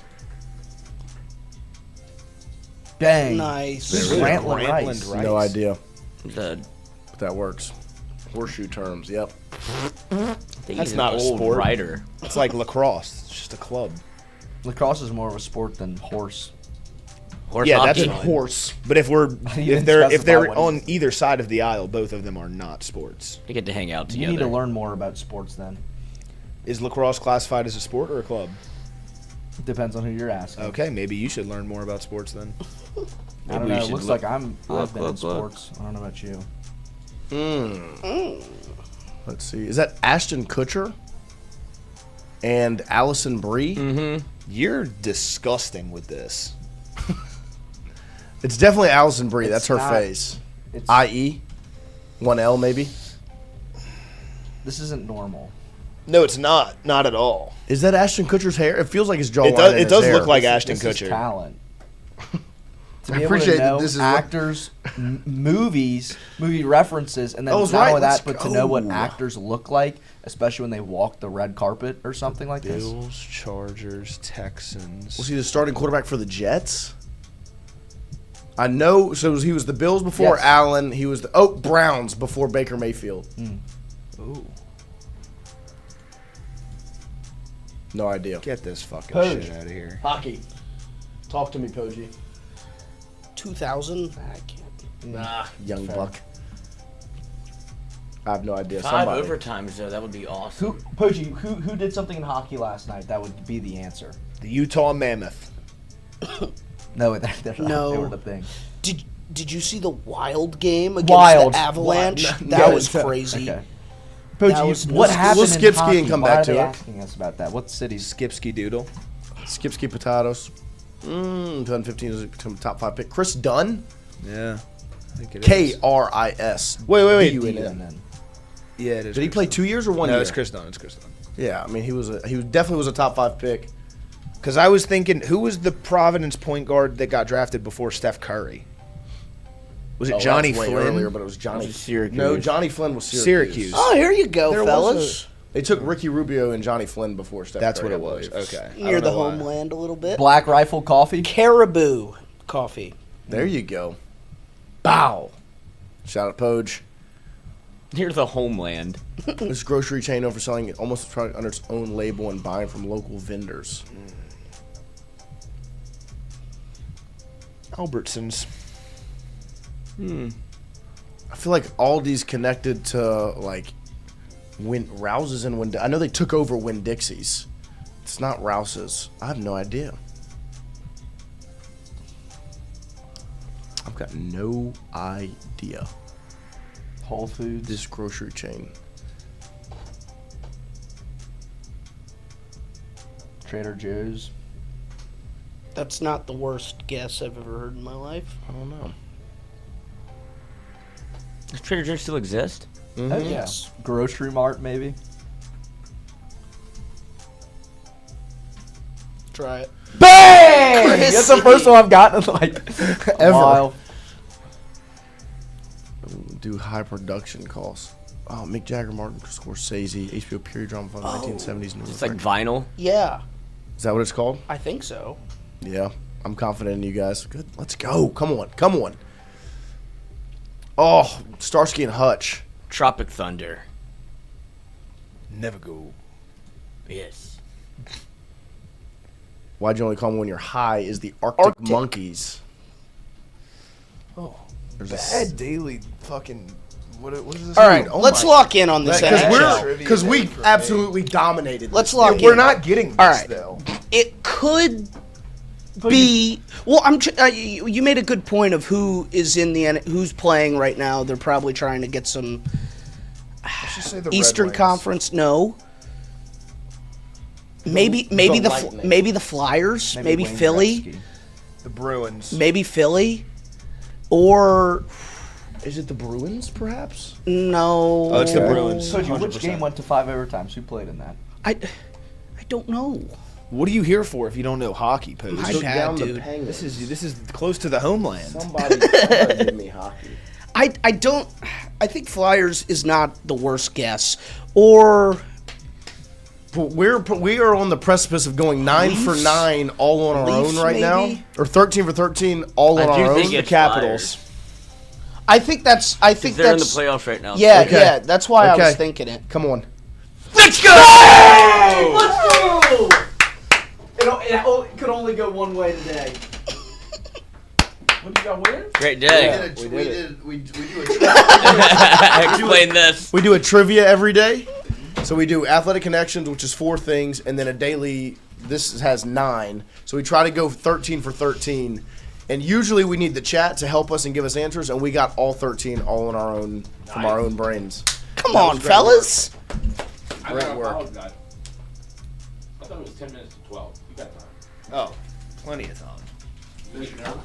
What time is it? It's at noon. I didn't get a time. I just said just go whenever. Yeah. Okay, there you go. If you guys want to wait, I'm happy to go. Of course. I'm gonna try to get this interview cut and posted. Yeah, I yeah. love that. No, Yeah, I was gonna let's ask, not. Do you need any? Yeah, I'll talk to you about that. All right. All right. Good show, boys. Great stuff.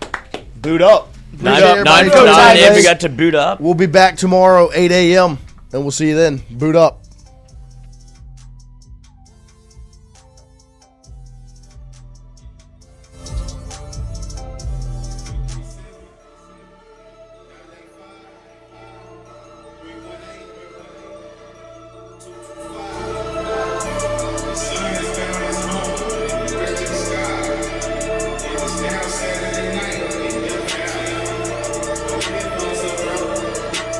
Took the path down this rocky road. I just had to find my way. I finally found my home. Let's get it. I'm here to stay. The vibes is in the air. The culture is bone chilling. I had a little talk with God, and I told him it's just different. I do